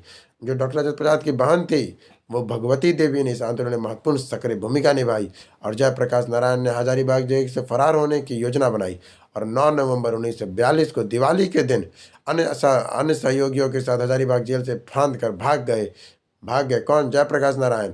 1942 में जयप्रकाश नारायण जेल से आने के बाद क्रांतिकारी संगठन आजाद दस्ता का गठन किया। आजाद दस्ता स्थापना 1942 में हुआ। जयप्रकाश नारायण और निर्देशक नित्यानंद सिंह ने किया था। आजाद दस्ता के माध्यम से युवाओं में क्रांतिकारी लड़ाई के लिए प्रशिक्षण दिया गया था। युवाओं को अग्नि अस्त्र जलाने, छापामार युद्ध, गोरिल्ला युद्ध जैसे परिचित किया गया। आजाद दस्ता के माध्यम से नेपाल के राजा विलास के जंगलों में ये प्रशिक्षण दिया जाता था ताकि अंग्रेजों के हस्तक्षेप से बचा जा सके। भारत छोड़ो आंदोलन के दौरान कटिहार थाना में स्थानीय लोगों ने तिरंगा फहराया था। कहाँ पे? कटिहार थाना में। थाने में दरोगा द्वारा गोली चलाई गई, जिसमें से 13 वर्ष के क्रांतिकारी ध्रुव कुमार शहीद हो गए थे। मात्र 13 वर्ष का लड़का था, दरोगा ने उस पर गोली चला दी थी। ध्रुव कुमार शहीद हो गए थे। आंदोलन को मजबूत रखने के लिए ध्रुव दल का गठन किया गया। माने कि जब उनको तुम शहीद करोगे तो उसी के नाम पे हम लोग गठन बना देंगे। आंदोलन को मजबूत रखने के लिए ध्रुव दल का गठन किया गया था। फिर आता है स्वतंत्रता आंदोलन के दौरान पत्र पत्रिकाओं की भूमिका। मैंने उस समय का मीडिया, आज का मीडिया तो बिक गया। चले रही पढ़ते हैं, क्या पढ़ना था? स्वतंत्रता आंदोलन के दौरान पत्र पत्रिकाओं की भूमिका। बिहार में पहला प्रिंटिंग प्रेस 1850 में सासाराम में स्थापित हुआ। बिहार में पहला जो प्रिंटिंग मशीन था वो 1850 में सासाराम में स्थापित हुआ। बिहार का पहला हिंदी समाचार पत्र 1872 में बिहार बंधु के प्रकाशित हुआ। पहला प्रिंटिंग प्रेस 1850 में लगा सासाराम में, पर जो पहला हिंदी समाचार पत्र आया वो 1872 में बिहार बंधु के नाम से प्रकाशित हुआ। बिहार बंधु एक हिंदी साप्ताहिक समाचार पत्र था जिसका संपादन केशव राम भट्ट के द्वारा किया गया था। 1874 में बिहार बंधु नियमित प्रकाशन पटना से प्रारंभ हुआ। 1890 में बिहार में पहला हिंदी दैनिक समाचार पत्र सर्वहितैषी का प्रकाशन प्रारंभ हुआ, जिसके संपादक एस.एन. सुब्रमण्यम थे। 1875 में बिहार में पहला अंग्रेजी समाचार पत्र बिहार हेराल्ड का प्रकाशन प्रसाद सेन के नेतृत्व में किया गया था 1875 में। इस तरह करके हमारा खत्म हो गया। लगता है एक चैप्टर खाली थोड़ा सा विविध है, बस इतना ही। चलिए, विविध है। रॉलेट एक्ट के विरोध में हसन इमाम और मजरूल हक ने विरोध किया था बिहार से। 1940 में प्रारंभ हुए व्यक्तिगत सत्याग्रह में बिहार के पहले सत्याग्रही श्री कृष्ण सिंह थे, जबकि दूसरी सत्याग्रही अनुग्रह नारायण सिंह थे। ये बिहार का बात हो रहा है। और 1937 में मोहम्मद अली जिन्ना बिहार पहुंचे थे। कब? 1937 में। और इंडिपेंडेंट पार्टी के मुस्लिम लोगों को शामिल करने का प्रस्ताव दिया था। इस तरह करते हम लोग का मॉडर्न बिहार खत्म हो गया। हम लोग जल्दी अगला सेगमेंट कल ही हम कोशिश करेंगे इसको लाने का, बिहार का भूगोल। तब तक के लिए धन्यवाद। जिसके साथ साथ कोर्स